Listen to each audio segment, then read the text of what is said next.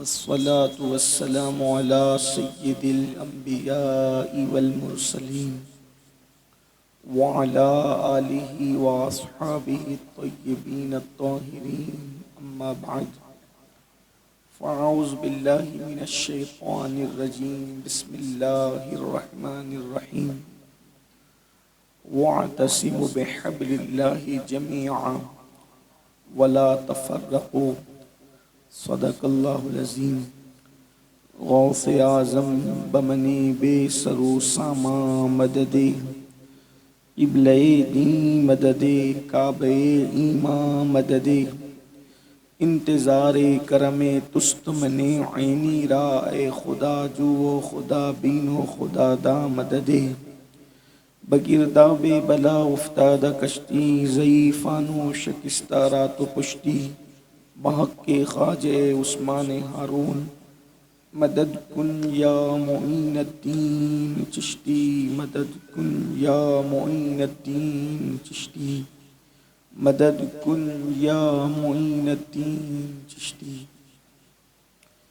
انتہائی احترام و عقیدت کے ساتھ اپنے اور ساری کائنات کی مرکز عقیدت انی سے بے کساں چارہ ساز درد منداں، ہم غریبوں کے غم گسار، ہم فقیروں کی ثروت، شہر یار ارم تاجدار حرم نوبہار شفاعت، شب اسرا کے دولہا نوشے بزم جنت، دانائے سبل مولائے کل ختم الرسل، خسرو خوباں سیاح لامکاں وجہ کن فکاں، در اللہ المکنون سر اللہ المخزون، عالم ما کانا وما یکون، آب و گل انبیاء جانو دل اصفیاء، مطلع ہر سعادت مقطع ہر سیادت، خلاصہ کائنات فخر موجودات، حضور احمد مجتبی محمد مصطفیٰ، ارواحنا فدا صلی اللہ تعالی علیہ وآلہ وصحبہ وبارک وسلم کی بارگاہ بے کس پناہ میں جس طریقے سے پڑھاؤں بلند آواز سے میرے ساتھ مل کر پڑھیں. الصلاۃ والسلام علیک یا رسول اللہ. جتنا بڑا مجمع ہے وہ سب مل کر اگر عاشقوں کی طرح پڑھیں تو اور لطف آئے، اس لیے کہ جو میں آپ کو پڑھا رہا ہوں اس میں درود بھی ہے اور سلام بھی ہے، اور درود شریف پڑھنا حج اور جہاد کے ثواب سے بڑھ کر ہے، اور جب حضور پر سلام بھیجو تو حضور علیہ السلام جواب دیتے ہیں. اگر ایک بار بھی ہمیں جواب آ گیا تو ہماری دنیا اور آخرت دونوں کامیاب ہے. اس لیے دل کی گہرائیوں سے یہ تصور کر کے پڑھیں کہ ہم عرض کر رہے ہیں اور وہ سن رہے ہیں. الصلاۃ والسلام علیک یا رسول اللہ. الصلاۃ والسلام علیک یا نبی اللہ. الصلاۃ والسلام علیک یا حبیب اللہ وعلی آلک واصحابک یا نور اللہ. صلی اللہ تعالی علیہ وسلم. سرور کہوں کہ مالک و مولا کہوں تجھے، سرور کہوں کہ مالک و مولا کہوں تجھے، باغ خلیل کا گل زیبا کہوں تجھے، حرما نصیب ہوں تجھے امید گئے کہوں، جانے مراد کانے تمنا کہوں تجھے. اللہ رے تیرے جسم منور کی تابشیں، اے جانے جاں میں جانے تجلا کہوں تجھے. صبح وطن پہ شام غریباں کو دو شرف، بے کس نواز گیسو والا کہوں تجھے. مجرم ہوں اپنے عفو کا سامہ کروں شہا، یعنی شفیعی روز جزا کا کہوں تجھے. اور کہہ لے گی سب کچھ ان کے ثنا خاں کی خاموشی، چپ ہو رہا یہ کہہ کے میں کیا کیا کہوں تجھے، لیکن رضا نے ختم سخن اس پہ کر دیا، خالق کا بندہ خلق کا آقا کہوں تجھے۔ آج کی یہ محفل جیسا کہ مجھے برادر ذی وقار حافظ اکرم صاحب نے بتایا کہ امام اہل سنت فخر زمین و زمن سرمایہ اہل سنن آیات من آیات اللہ مجدد میت ماضیہ امام احمد رضا خان محدث بریلوی سیدی اعلیٰ حضرت کی یاد میں ان کے عرس سراپا قدس کے موقع پر منعقد کی گئی ہے۔ اسی مناسبت سے میں نے قرآن مقدس کی آیہ کریمہ کے ایک حصے کی تلاوت کرنے کا شرف حاصل کیا ہے۔ اللہ پاک کی بارگاہ میں دعا ہے کہ میرا اللہ اس کے متعلق مجھے حق کہنے اور آپ سب کو حق سن کر اس پر عمل کرنے اور اسے عام کرنے کی توفیق عطا فرمائے۔ اعلیٰ حضرت علیہ رحمت و رضوان کی جو خدمت ہے امت مسلمہ کے حوالے سے، اس پر کوئی گفتگو کرنے سے پہلے میں تھوڑا سا وقت کچھ تمہیدی کلمات کے حوالے سے لینا چاہتا ہوں۔ اس کے بعد آپ کو سمجھ میں آئے گا کہ امام نے کام کیا کیا ہے۔ جو مجدد ہوتا ہے ہم ان کو مجدد کہتے ہیں، مجدد مانتے ہیں۔ جو مجدد ہوتا ہے وہ صدی کے سرے پر آتا ہے، اور جو صدی کے سرے پر آتا ہے تو ایک صدی کے اندر جو بگاڑ پیدا ہوتا ہے، جو نقصان ہوتا ہے دین کا، وہ اس کو پور کرتا ہے۔ پہلی صدی کے مجدد حضرت عمر ابن عبدالعزیز ہیں، اور 14ویں صدی کے مجدد امام احمد رضا ہیں۔ بیچ میں کبھی حضرت امام احمد ابن حنبل مجدد ہوئے، کبھی امام غزالی مجدد ہوئے، اسی طریقے سے امام رازی مجدد ہوئے، اسی طریقے سے حضرت مجدد الفسانی مجدد ہوئے، شاہ ولی اللہ مجدد ہوئے، شاہ عبدالعزیز مجدد ہوئے، میر عبد الواحد بلگرامی مجدد ہوئے، اسی طریقے سے سلطان محی الدین اورنگزیب عالمگیر اپنے دور کے مجددوں میں شمار ہوتے ہیں، امام یوسف نبہانی مجدد ہوئے۔ ایسے مجددین کی ایک بڑی فہرست ہے۔ ایک صدی میں کئی ایک بھی مجدد ہوئے ہیں، یعنی ایک سے زائد بھی مجدد ہوئے ہیں۔ 14ویں صدی کے مجدد امام احمد رضا ہیں۔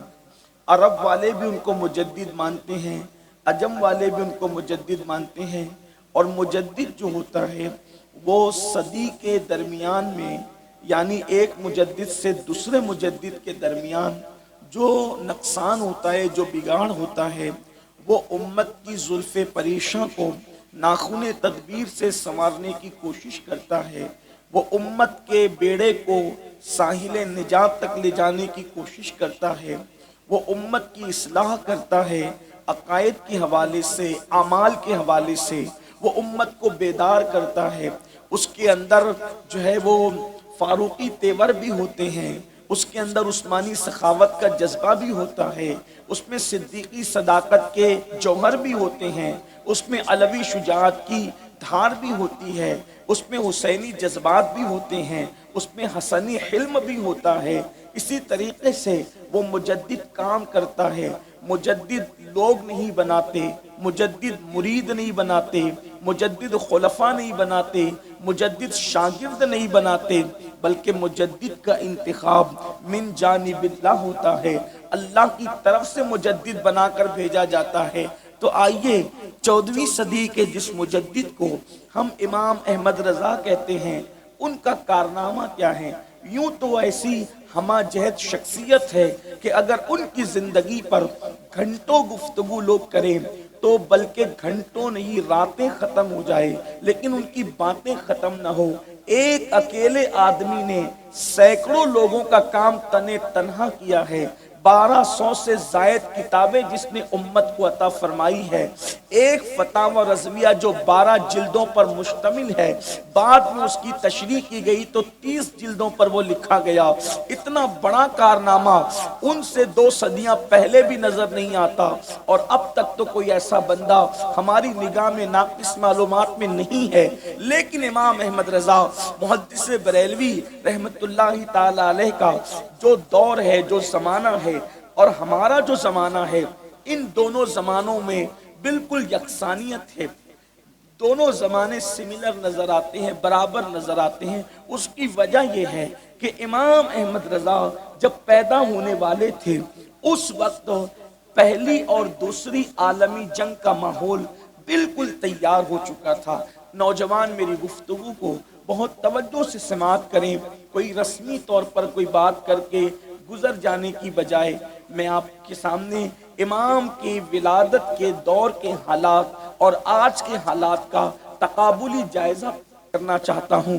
اس کے بعد ہمیں کرنا کیا ہے اس پر ہم کچھ گفتگو کریں گے۔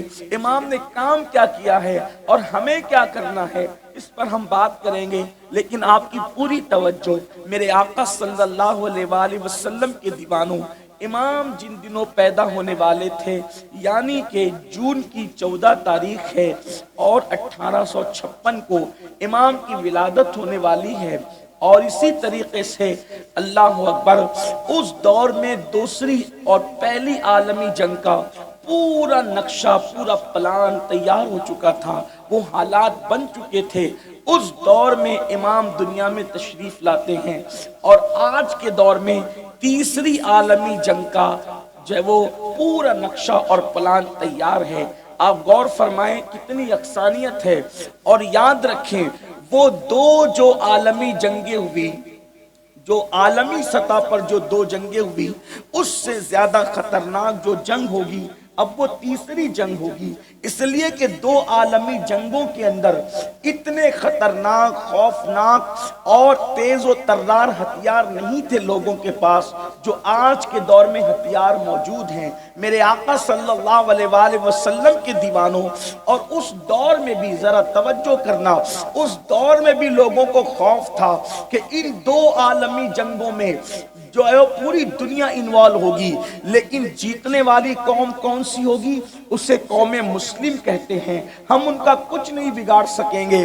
اور تیسری عالمی جنگ کے لیے بھی امریکہ کے پاس، برطانیہ کے پاس، یورپی ممالک کے پاس، دنیا کی ہر قوم کے پاس بڑے سے بڑا ہتھیار موجود ہے، لیکن ان کو خوف ہے تو ان بیچارے غریب فاقہ کش مسلمانوں سے خوف ہے، اس لیے کہ وہ جانتے ہیں کہ اس جنگ کے اندر بھی مسلمانوں سے ہم جیت نہیں سکتے۔ اس کی وجہ آپ محسوس کر سکتے ہیں کہ ہم لوگ اسلام پڑھیں نہ پڑھیں، پیدائشی مسلمان اسلام پڑھیں نہ پڑھیں، لیکن کافر ضرور اسلام پڑھتا ہے، یہودی ضرور اسلام پڑھتا ہے، نصرانی ضرور اسلام پڑھتا ہے۔ جتنی اسلام کی تاریخ مسلمانوں کو نہیں پتا، اس سے زیادہ وہ لوگ پڑھ چکے ہیں اور تمہارے مذہب کو جانتے ہیں، ان کو پتا ہے۔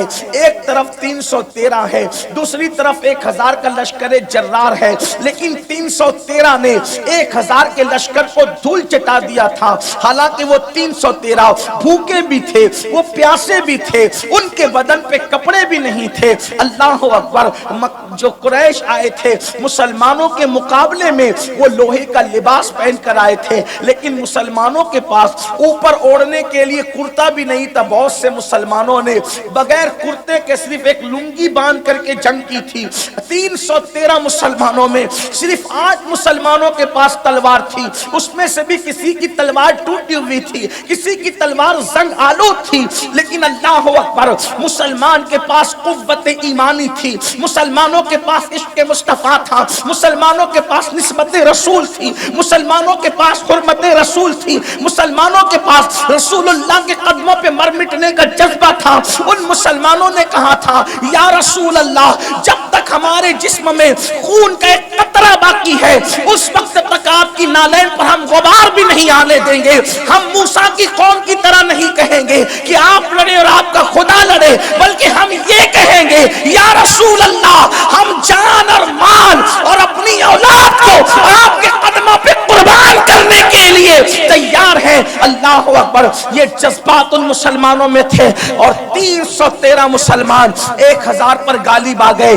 اسی طریقے سے احد کی جنگ دیکھ لیں، خندق کی جنگ دیکھ لیں، خیبر کی جنگ دیکھ لیں، جتنی جنگ مسلمانوں نے لڑی ہے، مسلمان کسی جنگ میں شکست نہیں کھایا۔ قادسیہ ہو، یرموک ہو، ہر جنگ میں مسلمان جیتتا رہا۔ کیا بات تھی؟ اس لیے پہلی اور دوسری عالمی جنگ میں یہی خطرہ تھا، سب ٹکرا جائیں گے، مسلمانوں سے جیت نہ سکیں گے۔ حیرت ہے، دوسری عالمی جنگ کے بعد خلافت عثمانیہ کو تو ختم کر دیا، خلافت عثمانیہ کو تو ختم کر دیا، لیکن چند ممالک بھی مسلمانوں کے پاس نہیں رہ گئے تھے۔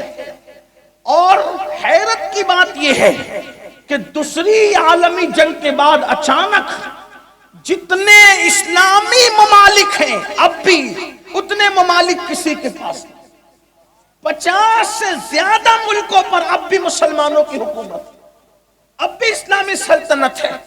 تو پتہ چلا دو عالمی جنگ میں لاکھوں لوگوں کو قتل کر کے کرا کے بھی دنیا جان گئی کہ مسلمانوں سے جیتا نہیں جا سکتا، اور اب تیسری عالمی جنگ کے لیے ان کو زیادہ خطرہ ہے کہ اس میں بھی مسلمانوں سے جیت نہیں سکتے۔ تو ان کی اس دور میں بھی سازش تھی، 2 سازشیں، اس پہ آپ کو توجہ کرنا ہے۔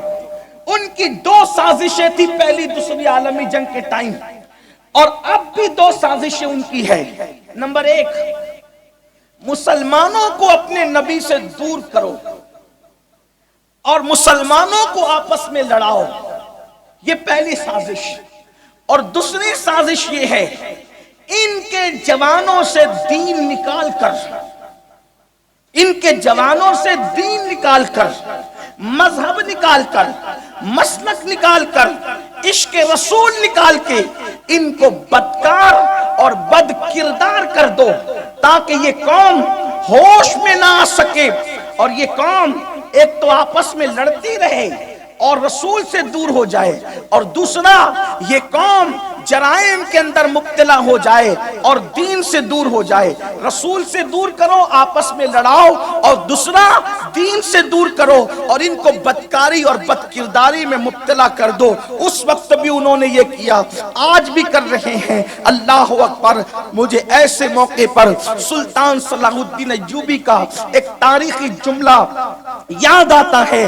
سلطان نے کہا تھا کہ کسی قوم کو تباہ کرنے کے لیے ہتھیار، میزائل اور بڑے سے بڑا ہتھیار جب کام نہیں کرتا تو اس وقت اس قوم کے اندر شراب اور شباب، ان 2 چیزوں کو عام کر دیا جائے۔ اس لیے کہ جب کسی قوم میں شراب اور شباب کو عام کر دیا جائے تو وہ قوم کو پھر تباہ کرنے کے لیے ہتھیاروں کی ضرورت نہیں رہتی، بلکہ وہ قوم خود بخود تباہ اور برباد ہو جاتی ہے۔ دوسرے حصے پر گفتگو کرنے سے پہلے میں اسی حصے پر گفتگو کرنا چاہوں گا۔ اللہ اکبر۔ پھر کیا ہوا؟ تیسری عالمی جنگ کے لیے ایک طرف وہ ہتھیار بھی تیار کر رہے ہیں، اور دوسری طرف اللہ اکبر ایسی فلمیں بن رہی ہیں جس کا عنوان ہی حسن ہو، ایسی سیریلیں بن رہی ہیں جس کا عنوان ہی حسن ہو۔ اللہ اکبر۔ ہر پکچر کا عنوان حسن اور جمال ہے، ہر سیریل کا عنوان حسن اور جمال ہے، تاکہ کسی طرح مسلم جوانوں کے اندر حسن کی محبت پیدا ہو جائے، وہ حسن کے دل ڈالے ہو جائیں۔ یعنی کہ اللہ اکبر، جہاں وہ لڑکی کو دیکھیں اپنے مذہب و مسلک کا سودا کر لیں، جہاں وہ لڑکی کو دیکھیں حسن کو دیکھیں اپنے دین دھرم کا سودا کر لیں۔ اور دوسری چیز، اتنی کثرت کے ساتھ اس قوم کے اندر نشے کو عام کر دو تاکہ یہ قوم اسی طریقے سے گنگ پڑی رہے۔ رہے، بے ہوش پڑی رہے، مدہوش پڑی رہے۔ جب نشہ اس قوم میں عام ہو جائے گا تو یہ قوم اٹھ کر کے کس کے سامنے کھڑی رہ سکتی ہے؟ اللہ اکبر۔ وہ ہتھیار جمع کرنے سے زیادہ ہماری قوم کو بد کردار کرنے پر اور بدی پہ کرنے پر لاکھوں کروڑوں ڈالر خرچہ کر رہے ہیں، لیکن شومی قسمت اللہ اکبر آج پوری دنیا کے اندر کروڑوں کی تعداد میں مسلم جوان نشے کے اندر ڈوبے چلے جا رہے ہیں۔ میرے پیارے آقا صلی اللہ علیہ وآلہ وسلم کے پیارے دیوانوں، یاد رکھنا نشہ وہ چیز ہے اللہ اکبر جو انسٹالمنٹ پر، قسطوں پر انسان کو تباہ کرتا ہے، انسان کو برباد کرتا ہے، انسان کے ہوش ختم کرتا ہے۔ برطانیہ کے ایک پروفیسر نے، یونیورسٹی کے پروفیسر نے شراب کو کتوں کے سامنے رکھا تجربہ کرنے کے لیے۔ پہلی مرتبہ جب کتوں کے سامنے شراب رکھی گئی تو کتوں نے منہ پھیر لیا، یعنی کتوں کی فطرت میں بھی شراب سے نفرت ہے۔ اب آپ مجھے بتائیں، کتے جیسا جانور جو پیشاب تک پی لیتا ہے، لیکن اگر وہ شراب سے نفرت کر رہا ہے تو کیا وہ مسلمان جو زبان سے رسول اللہ کا کلمہ پڑھتے ہیں اس کے بعد بھی اپنی زبان سے نشے کی چیز کو گزارتے ہیں، تو کیا وہ کتے سے بھی زیادہ غیر گزرے ہو گئے؟ ان کو احساس انسانیت نہ رہا، ان کو انسانیت کا پاس نہ رہا، ان کو انسانیت کا لحاظ نہ رہا۔ سن لو اور اچھی طرح دل کے کانوں سے سن لو، میں جانتا ہوں اس طرح کی محفلوں کے اندر نشہ کرنے والے نہیں آتے، شراب پینے والے نہیں آتے، جوا کھیلنے والے نہیں آتے، لیکن بات ان محفلوں میں اس لیے کی جاتی ہے تاکہ آپ کے ذریعے سے ان تک بات پہنچے۔ آپ مجھے بتاؤ، کیا ہم لوگ مینا کے میدان میں جب خطبہ حجۃ الوداع ہو رہا تھا تو کیا ہم موجود تھے؟ نہیں موجود تھے۔ وہاں تو صرف 1,24,000 اصحاب موجود تھے، لیکن حضور ان کو مخاطب کر رہے تھے جو روئے زمین کی سب سے بہترین مخلوق تھی، لیکن اللہ نے ان کے ذریعے سے وہ پیغام کو دنیا کے شرق و غرب میں پھیلا دیا۔ اسی طریقے سے موجودین کو خطاب کر کے غائبین کی اصلاح کی کوشش کی جاتی ہے تاکہ اللہ ان کے کانوں تک یہ آواز پہنچا دے، میرا رب ان کے کانوں تک یہ آواز پہنچا دے۔ اللہ اکبر۔ میرے پیارے آقا صلی اللہ علیہ وآلہ وسلم کے پیارے دیوانوں، اللہ اکبر، کتوں کے سامنے جب پہلی مرتبہ شراب پیش کی اس ڈاکٹر نے، اس پروفیسر نے، تو کتوں نے منہ پھیر لیا، یعنی کتوں کی فطرت میں بھی شراب سے نفرت ہے۔ کتنے افسوس کی بات ہے، وہ میری قوم کے 16 17 سال کے جوان، اللہ اکبر، جو صرف فلم دیکھنے کی بنیاد پر، جو صرف سیریل دیکھنے کی بنیاد پر کبھی اللہ اکبر نشے کی گولیاں کھا رہے ہیں، کبھی ہیروئن یوز کر رہے ہیں، کبھی بھنگ یوز کر رہے ہیں، کبھی چرس یوز کر رہے ہیں، کبھی گانجا استعمال کر رہے ہیں، کبھی شراب پی رہے ہیں، کبھی ڈرگ یوز کر رہے ہیں، کبھی MD کا استعمال کر رہے ہیں۔ اور یاد رکھنا، باضابطہ طور پر مسلم محلوں میں مفت کے اندر ایسے لڑکوں کو جو نشے کے عادی ہیں بھیجا جاتا ہے تاکہ وہ آپ کے محلوں میں آ کر کے بیٹھیں اور پہلی، دوسری، تیسری مرتبہ MD کو فری میں تمہارے بچوں کو فراہم کرے تاکہ فری میں 1-2 بار لے کر کے پھر وہ نشے کا عادی ہو جائے تو نہ وہ تعلیم کے قابل رہے، نہ وہ ماں باپ کے قابل رہے، نہ وہ بہن کی آبرو کا خیال کر سکے، نہ وہ اپنے بچوں کی تربیت کا خیال کر سکے۔ اللہ اکبر۔ نشے کی بنیاد پر وہ ہمارے بچوں کو ہمارے معاشرے کا حصہ نہیں رکھنا چاہتے۔ یاد رکھیے، اللہ اکبر، انسان کے جسم کو اگر فالج ہو جاتا ہے، ہاتھ اس کے پاس موجود ہوتا ہے لیکن کام کا نہیں رہتا، پیر اس کے پاس موجود ہوتا ہے لیکن کام کا نہیں رہتا، تو جیسے مفلوج حصہ جسم کا فالج کے بعد رہتا تو ہے مگر کام کا نہیں رہتا، نشہ کرنے والے بچے ایسے ہی گھر کے ممبر تو ہوتے ہیں لیکن کسی کام کے نہیں رہ جاتے۔ اللہ اکبر۔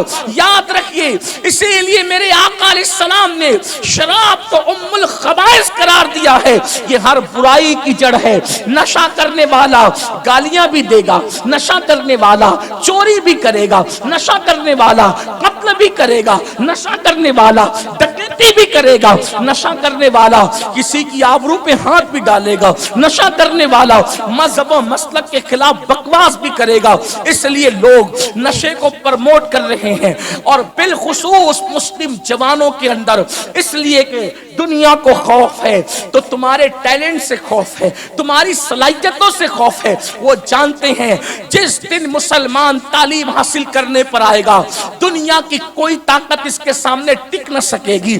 جس دن مسلمان تجارت کرنے پر آئے گا، اس دن کوئی تاجر اس کے سامنے ٹک نہ سکے گا۔ جس دن مسلمان سیاست کرنے پر آئے گا، اس دن کوئی سیاستدان اس کے سامنے کامیاب نہ ہو سکے گا۔ اس لیے کہ وہ عمر ابن خطاب جیسے سیاستدان کو دیکھ چکے ہیں، وہ صلاح الدین ایوبی اور نور الدین زنگی جیسے سیاستدانوں کو دیکھ چکے ہیں۔ اللہ اکبر۔ اور پھر وہ مالابار کی سرزمین پر صحابہ کی شکل میں تاجروں کو دیکھ چکے ہیں۔ وہ تو تاجر بن کر آئے تھے، لیکن ایسے سچے تاجر تھے کہ ان کی تجارت کو دیکھ کر ہندوستان والے کلمہ پڑھ کے مسلمان ہوتے نظر آ رہے تھے۔ اللہ اکبر۔ میرے پیارے آقا علیہ السلام کے پیارے دیوانوں، اس لیے ہماری قوم کو اس میں سازش کے طور پر مبتلا کیا جا رہا ہے۔ اگر میری قوم کا کوئی جوان یہ سوچتا ہے کہ میرا فلاں دوست ہے، وہ مجھے ایم ڈی دے رہا ہے، مجھ سے محبت کرتا ہے، شراب مفت میں پلا رہا ہے، مجھ سے محبت کرتا ہے، سگریٹ مفت میں دے رہا ہے، مجھ سے محبت کرتا ہے، بھنگ مفت میں دے رہا ہے، مجھ سے محبت کرتا ہے، میرے عزیز اگر وہ تجھ سے محبت کرتا تو وہ تجھے ایم ڈی نہ دیتا۔ تیرے گھر میں بیٹھی ہوئی تیری بہن جس کی شادی نہیں ہوئی، اس کی شادی کے لیے وہ پیسے لگانے کی کوشش کرتا، وہ تجھے کپڑا دینے کی کوشش کرتا، وہ تجھے مکان دینے کی کوشش کرتا، وہ تجھے دکاندار بنانے کی کوشش کرتا، وہ تجھے نشے کی چیزیں کیوں دیتا؟ پتا چلا نشہ دینے والا دوست نہیں ہے، نشہ دینے والا دشمن ہے۔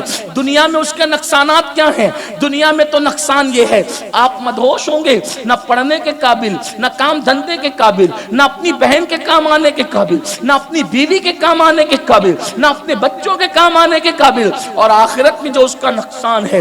اللہ اکبر۔ میرے آقا صلی اللہ علیہ وآلہ وسلم کے دیوانوں، میرے اور تمہارے نبی، غیب دا نبی، صادق و مصدوق صلی اللہ علیہ وآلہ وسلم نے فرمایا، جس نے شراب کا ایک گھونٹ پیا اور توبہ سے پہلے مر گیا، جب اس کو اس کی قبر میں رکھا جائے گا تو اس کا منہ قبلے کی طرف نہیں ہوگا، اس کا منہ قبلے سے پھر جائے گا، اس لیے کہ شرابیوں کا منہ قبلے کی طرف ہو، نشہ کرنے والے کا منہ مرنے کے بعد قبلے کی طرف ہو۔ اللہ کو یہ گوارا نہیں۔ مجھے بتاؤ، جب خدا کو نشہ کرنے والے کا منہ قبر میں قبلے کی طرف گوارا نہیں تو ان کو جنت کیسے ملے گی؟ اسی لیے میرے آقا علیہ السلام فرماتے ہیں، اللہ نے نشہ کرنے والوں کے لیے جنت کی خوشبو کو بھی حرام کر دیا ہے۔ جو عادی شرابی ہے، جو مستقل اور مسلسل نشہ کرتے ہیں، مسلسل نشہ کرتے ہیں، شب برات میں بھی اللہ ان کی مغفرت نہیں فرماتا۔ شب برات میں جن بدبختوں کی مغفرت نہیں ہوتی، ان میں سے ایک نشہ کرنے والا بھی ہے۔ مجھے بہت لمبی نہیں کرنا، ایک بات عرض کرنا چاہتا ہوں۔ نشے کے نقصانات کیا ہیں؟ نشے کے نقصانات یہ ہیں کہ نشے کو نشہ اس لیے کہتے ہیں کہ اس کی وجہ سے وہ عقل کو ڈھانپ لیتا ہے، عقل کو کام نہیں کرنے دیتا، ڈھانپ لیتا ہے۔ بلکہ ام المومنین سیدہ عائشہ صدیقہ تو یہاں تک فرماتی ہے، جو نشہ کرے اس کے ساتھ اپنی بیٹی کا رشتہ مت کرو، وہ بیمار پڑے تو اس کو دیکھنے مت جاؤ، وہ مر جائے تو اس کا جنازہ مت پڑھو، وہ تنگ دست ہو جائے تو اس کو قرضہ مت دو۔ بلکہ یہاں تک فرمایا، نشہ کرنے والے کو جس نے قرضہ دیا، گویا کہ اس نے کسی مسلمان کو قتل کرنے پر مدد کی۔ ان کو سوشل بائیکاٹ کرو، اس لیے کہ جب تم ان کو قرض دو گے تو وہ نشہ پہ دلیر ہوں گے، اور جب ان کو تم قرض نہیں دو گے وہ کوڑی کوڑی کے محتاج ہوں گے، تو کم سے کم ان کو احساس ہوگا کہ آخر ہم اتنے ذلیل اور رسوا کیوں ہیں۔ وہ بیمار پڑیں گے، کوئی ان کو دیکھنے نہیں جائے گا، سسکیں گے، تڑپیں گے، تو ایک تڑپے گا لیکن ہزاروں کی اصلاح ہو جائے گی کہ نشہ کرنے والے کا انجام کیا ہے۔ اسلام نے اتنی سخت نفرت سکھائی ہے نشہ کرنے والوں سے، یہاں تک فرمایا جہاں نشہ کرنے والا بیٹھا ہے اس کے قریب جا کر نہ بیٹھو ورنہ تم پر اللہ کی لعنت برسے گی۔ نشہ کرنے والوں کے قریب بیٹھنے سے بھی منع کر دیا گیا، اور یہاں تک میرے آقا فرماتے ہیں نشہ کرنے والا جب اپنی قبر سے اٹھے گا قیامت کے دن، یا تو اس کا چہرہ سور کی طرح ہوگا یا تو بندر کی طرح ہوگا۔ یہ آخرت کے نقصانات ہیں۔ اس کے پورے بدن پر سانپ اور بچھو چپکے ہوں گے، اور اس کی آنکھوں سے خون بہ رہا ہوگا، اور اس کے منہ سے پاخانہ نکل رہا ہوگا۔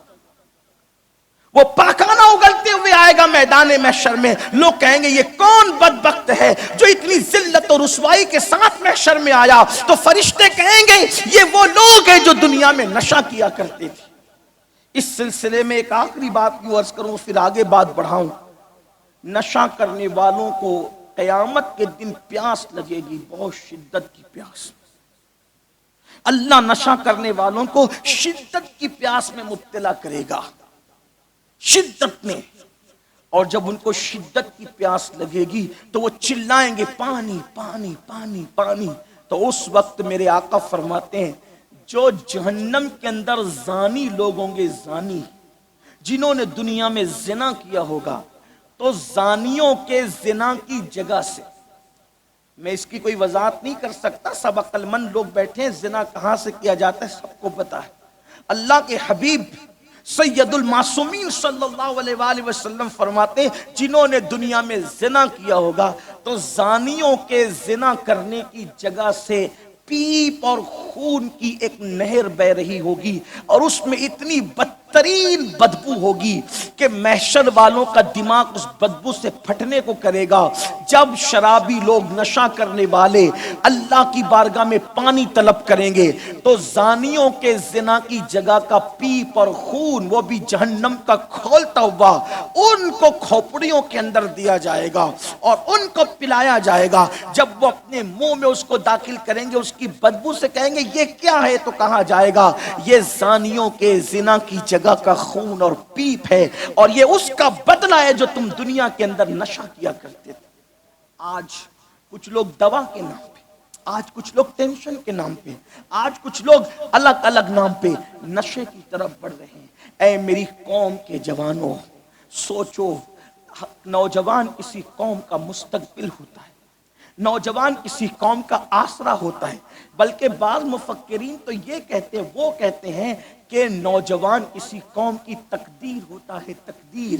نوجوان اگر سنور جاتا ہے تو پوری قوم کی تاریخ بدل جاتی ہے، مسلمان اگر جوان سنور جاتا ہے پوری قوم میں انقلاب پیدا ہوتا ہے، جوان اگر سنور جاتا ہے پوری قوم بیدار ہوتی ہے۔ جس قوم کا جوان سنورتا ہے اس قوم کی بیٹیاں لوجوں میں نہیں بکتی، جس قوم کا جوان سنور جاتا ہے اس قوم میں لوگ بھیک نہیں مانگتے، جس قوم کا جوان سنور جاتا ہے اس قوم کی بیٹیاں غیروں کے ساتھ نہیں بھاگتی۔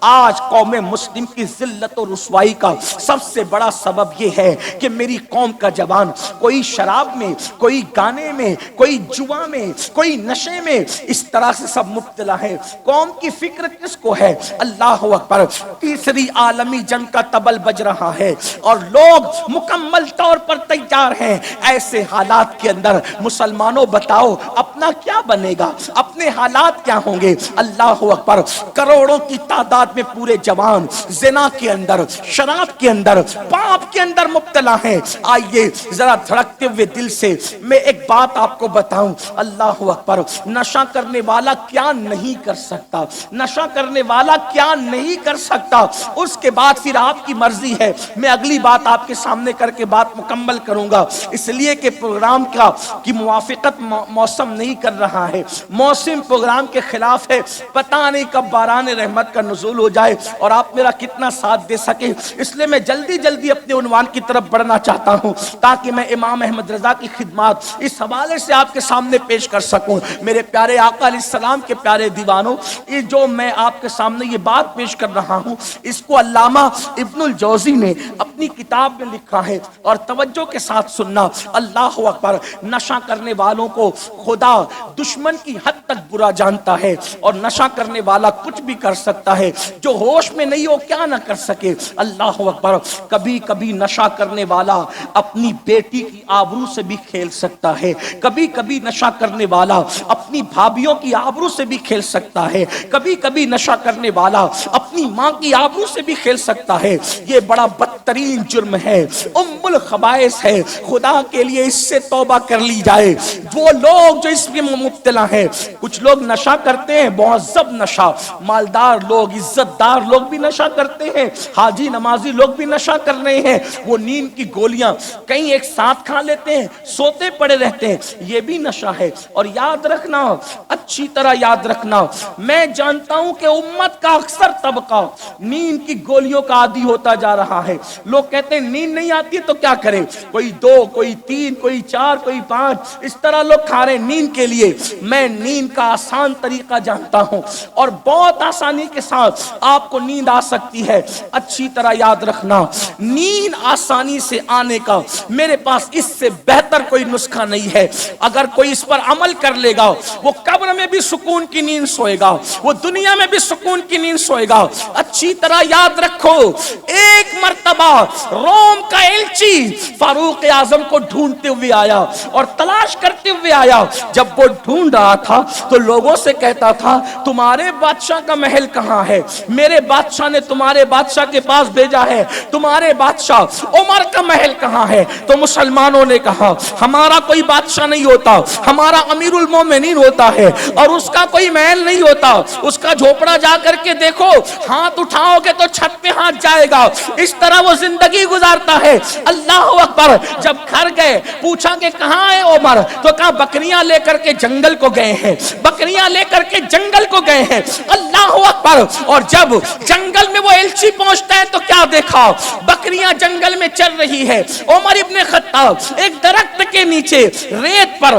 ہاتھ کا تکیہ بنا کر سو رہے ہیں، اور آپ کی آواز، ناک کی آواز سے کھراٹے نکل رہے ہیں۔ اس کو حیرت ہوئی، ریت پر درخت کے نیچے بغیر چادر کے، بغیر تکیے کے، بغیر بستر کے ایسے کھراٹے لے کے مسلمانوں کا امیر اتنے سکون سے سو رہا ہے۔ ہمارے یہاں تو بادشاہوں کو نرم گدوں پہ بھی نیند نہیں آتی، اور یہ اتنے سکون سے سو رہا ہے، اتنے اطمینان سے سو رہا ہے۔ اللہ اکبر۔ اس نے سوچا سونے کا فائدہ اٹھا لو، تلوار نکالی، گردن کو مار کے 2 ٹکڑے کر دو۔ کوئی باڈی گارڈ نہیں، کوئی محافظ دستہ نہیں۔ جب جا کر کے روم میں جا کر سناؤں گا کہ مسلمانوں کا وہ امیر جس کے نام سے تمہارے گھوڑے لرزتے ہیں، جس کے نام سے تمہیں نیند نہیں آتی، جس کے نام سے تم کانپتے ہو، میں اس کے 2 ٹکڑے کر کے آیا ہوں، مجھے کتنا انعام ملے گا۔ نکالی تلوار، عمر ابن خطاب نے جو لیٹے ہوئے تھے کروٹ پر، کروٹ بدلی، چہرہ نگاہوں کے سامنے آیا، ہاتھ کانپ گیا، ہاتھ کانپا، تلوار نیام میں گئی۔ فاروق اعظم کی آنکھ کھلی، کیا ہوا؟ روم کا ایلچی ہوں، بات کرنا چاہتا ہوں۔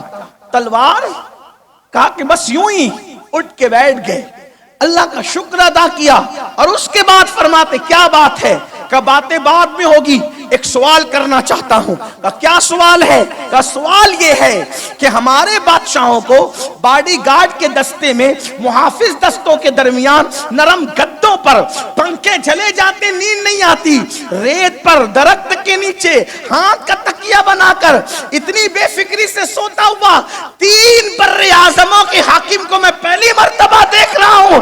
ایک ملک کا بادشاہ سکون سے سو نہیں پاتا، 3 بر اعظموں کا حاکم اتنے سکون سے کیسے سو رہے ریت پر؟ عمر ابن خطاب کا ایک جملہ تھا، کیا تجھے، اس نے پوچھا تجھے سکون کی نیند کیسے آتی ہے؟ فاروق اعظم کہتے ہیں ہم کسی پر ظلم نہیں کرتے، اس بنیاد پر اللہ ہمیں سکون کی نیند عطا کرتا۔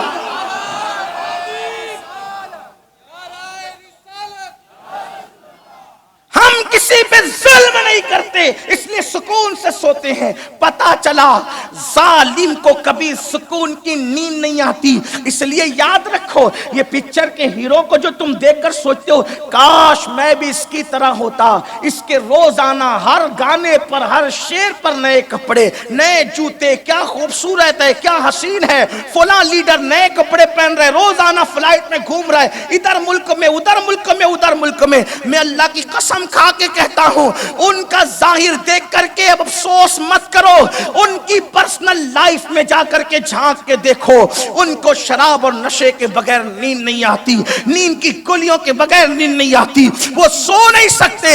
मुसलमानों, तुम बहुत खुश नसीब हो जो इत्मीनान की नींद आ जाती है तुम्हें, इसलिए कि इंसान दौलत के बलबूते पर नरम गद्दे खरीद सकता है, दौलत के बलबूते पर इंसान नींद नहीं खरीद सकता सुकून वाली, दौलत के बलबूते पर अच्छे कपड़े खरीदे जा सकते हैं, दौलत के बलबूते पर दिल का सुकून नहीं खरीदा जा सकता, दौलत के बलबूते पर इंसान खरीदे जा सकते हैं, दौलत के बलबूते पे मोहब्बतें नहीं खरीदी जा सकती, दौलत के बलबूते पे ज़मीर खरीदे जा सकते हैं, दौलत के बलबूते पर अकीदतें नहीं खरीदी जा सकती।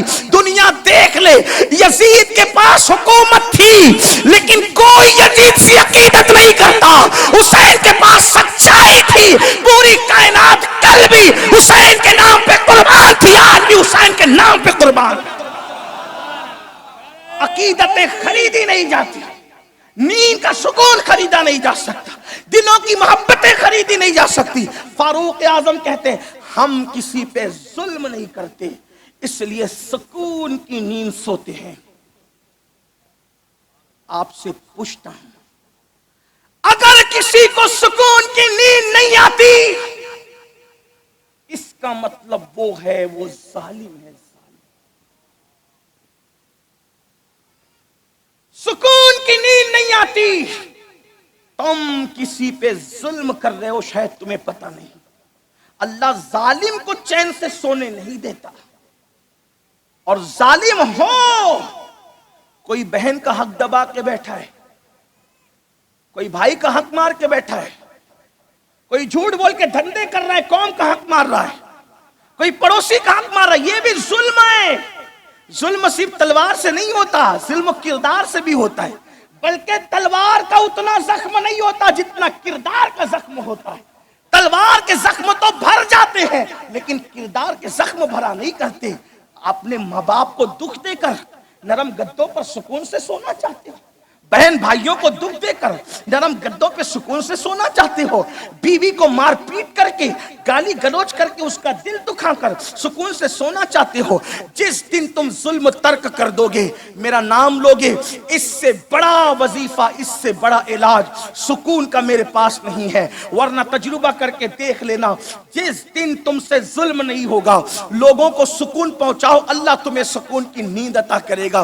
किसी शायर ने कहा था, सो जाते हैं फुटपाथ पर अखबार बिछाकर, सो जाते हैं फुटपाथ पर अखबार बिछाकर, मजदूर कभी नींद की गोली नहीं खाते, जालिम नींद की गोलियां खाता है मगर उसको सुकून की नींद नहीं आती। अल्लाह अकबर। ये लोग सुकून, बल्कि लोग भूखे पेट भी सो जाते हैं, लोग बैठे बैठे भी सो जाते, कब? जुल्म नहीं करते। अगर आपको नींद नहीं आती, आप किसी से तावीज न लीजिएगा, आप किसी से वजीफा न लीजिएगा, सिर्फ जुल्म तर्क कर दीजिए, फिर देखना कितने सुकून से सोओगे। सिर्फ जमीन के ऊपर नहीं बल्कि कब्र में भी सुकून की नींद आएगी। लेकिन अल्लाह अकबर, हम लोगों पे जुल्म करते हैं, हम लोगों पे ज्यादती करते हैं, इसलिए अल्लाह अकबर, ये गुरूर, ये घमंड, ये दौलत का नशा, ये जवानी का नशा, अल्लाह अकबर। बल्कि मुझे तो लोगों ने बताया कि लोग तो दूसरे हैं। वो माँ बाप जिस माँ ने 9 महीने पेट में रखा, जिस बाप ने चलना, बोलना, खड़े होना, उंगली पकड़ के सिखाया, जिसने अपने मुंह का लुकमा अपने बच्चे के हलक में डाला, आजकल के नौजवान लड़के और लड़कियां तो माँ बाप पर भी जुल्म करते हैं। क्या दौर आ गया! हम कितने दर्दनाक और भयानक दौर से गुजर, माँ बाप पे जुल्म कर रहे हो। माँ बाप, वो माँ बाप جس کے راضی رہنے سے خدا راضی ہو، جس کے ناراض ہونے سے خدا ناراض ہو۔ میں زیادہ لمبی نہیں کروں گا، لیکن ایک بات ماں کے اوپر اور باپ کے اوپر صحیح تو عرض کروں، لوگ پوری دنیا کے اندر کوئی ایسا بندہ ڈھونڈتے ہیں مجھے ولی مل جائے۔ میں پرسوں کے دن بیٹھا تھا میرے بڑے بھائی کے گھر پہ احمد آباد میں، کچھ علماء آئے اور انہوں نے کہا حضرت مجھے مجذوب کی پہچان بتائے، کسی نے کہا ولی کی پہچان بتائے۔ میرے جو ٹوٹے پھوٹے علم میں تھا میں نے پیش کر دیا، لیکن جب میں نے معلوم کرنے کی کوشش کی کہ یہ ولی اور مجذوب ڈھونڈ کیوں رہے، تو ان کو کچھ چاہیے تھا ان سے کہ وہ جو مانگے دے دیں۔ میں دل میں ہنسنے لگا، یہ پاگل لوگ مجذوب ڈھونڈ رہے ہیں، ولی ڈھونڈ رہے ہیں، کیوں؟ ہم یہ کہہ دیں یہ مل جائے تو وہ کہہ دے ہاں مل جائے گا تو مل جائے گا۔ میں نے سوچا یہ دو ہستیاں تو تیرے گھر میں پڑی ہوئی ہے، کوئی مجذوب کیا دے گا تجھے؟ میں مجذوب کا گستاخ نہیں، کوئی مجذوب کیا دے گا؟ اس سے بڑھ کر اگر کوئی دے سکتا ہے تو وہ تیرے ماں باپ دے سکتے۔ کسی روایت میں یہ میری نظروں سے بہت چھوٹا موٹا طالب علم ہوں نہیں گزرا کہ مجذوب کے پاس جاؤ گے جو کہہ دے گا مل جائے گا۔ مجذوب لوگ تو ہوتے ہیں آدمی چپل گھس دے جاتے جاتے توجہ بھی نہ کرے، کیونکہ وہ تو یار سے لگے ہوئے ہوتے، انہیں کسی کی کیا فکر۔ دو عالم سے کرتی ہے بیگانہ دل کو عجب چیز ہے لذت آشنائی، جسے یار کا پتہ ملے وہ توجہ کس طرف کریں۔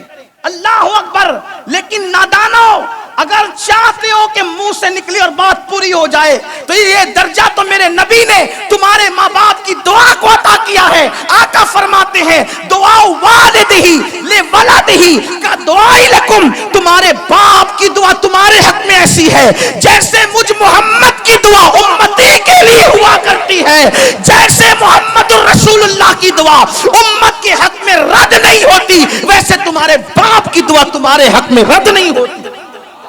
رسول اللہ نے باپ کی دعا کو اپنی دعا کا درجہ دیا۔ ان ماں باپ کو دعا کا پیسہ نہیں دو گے اور تمہیں سکون کی نیند آئے گی؟ ان ماں باپ کو چھوڑ کے بھاگ جاؤ گے اور تمہیں سکون کی نیند آئے گی؟ ان ماں باپ کی پسند اور ناپسند کا خیال کر کے اپنی مرضی سے شادیاں رچاؤ گے، لو میرج کرو گے، لڑکیوں کے ساتھ تو گھنٹوں فون پہ بات کر کے نادانو ان کو مناتے رہو گے اور باپ کو سسکتا اور بلکتا چھوڑ دو گے۔ بوڑھی ماں انتظار کر رہی ہے میرا بیٹا ابھی آ کر میری خیریت پوچھے گا، لیکن تم اپنے ماں باپ کی خیریت نہیں پوچھتے۔ اللہ اللہ، جس سے ناجائز تعلقات تم نے پیدا کیے، وہ شیطانی تعلقات، اس کو آئی فون تک گفٹ میں دیتے ہو، اس کے لیے نئی دنیا بسانے کی بات کرتے ہو، اور وہ ماں باپ جس رشتے کو اللہ نے پیدا کیا اتنا پوتر اور پاکیزہ رشتہ ہے، سارے رشتے ٹوٹ سکتے ہیں لیکن ماں باپ کا رشتہ کبھی نہیں ٹوٹ سکتا۔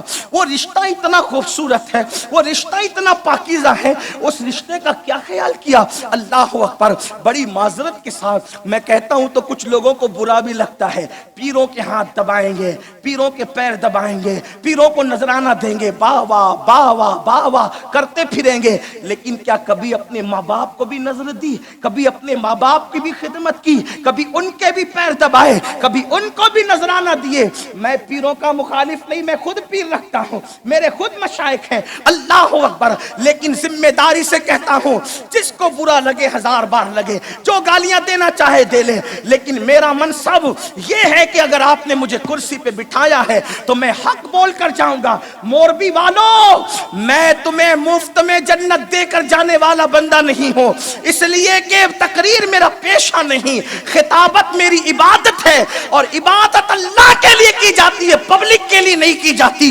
کان کھول کے سن لو، اگر تم اپنے ماں باپ کے ہاتھ نہیں چومتے تو پیر کے ہاتھ چومنا تمہیں کوئی فائدہ نہیں پہنچائے گا۔ پیروں کو اگر بڑی بڑی گڈیاں دے رہے ہو تو اللہ نے دیا ہے تو، لیکن اس سے پہلے تیرا پیر تیرے ماں باپ ہے، اس لیے کہ عالم کی دعا اپنے مقتدی کے حق میں کبھی رد ہو سکتی ہے، پیر کی دعا بھی اپنے مرید کے حق میں کبھی رد ہو سکتی ہے۔ اور آپ سے عرض کروں کتنا بھی متقی انسان ہو اس کی دعا کسی کے حق میں رد ہو سکتی ہے، مگر رسول اللہ نے گارنٹی دی ہے جب ماں باپ دعا کرتے ہیں تو وہ کبھی رد نہیں ہوتی، وہ یقیناً قبول ہوا کرتی ہے۔ اتنی ضمانتی دعا کو چھوڑ کر لانتی بنتے ہو.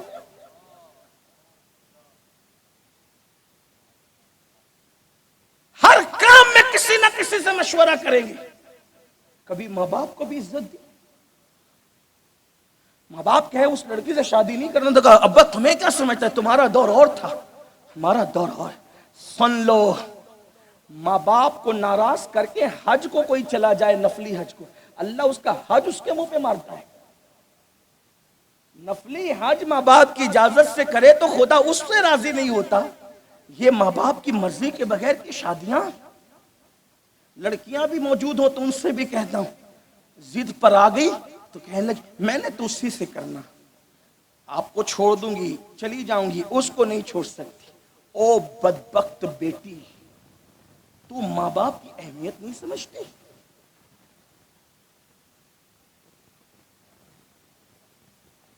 جو لوگ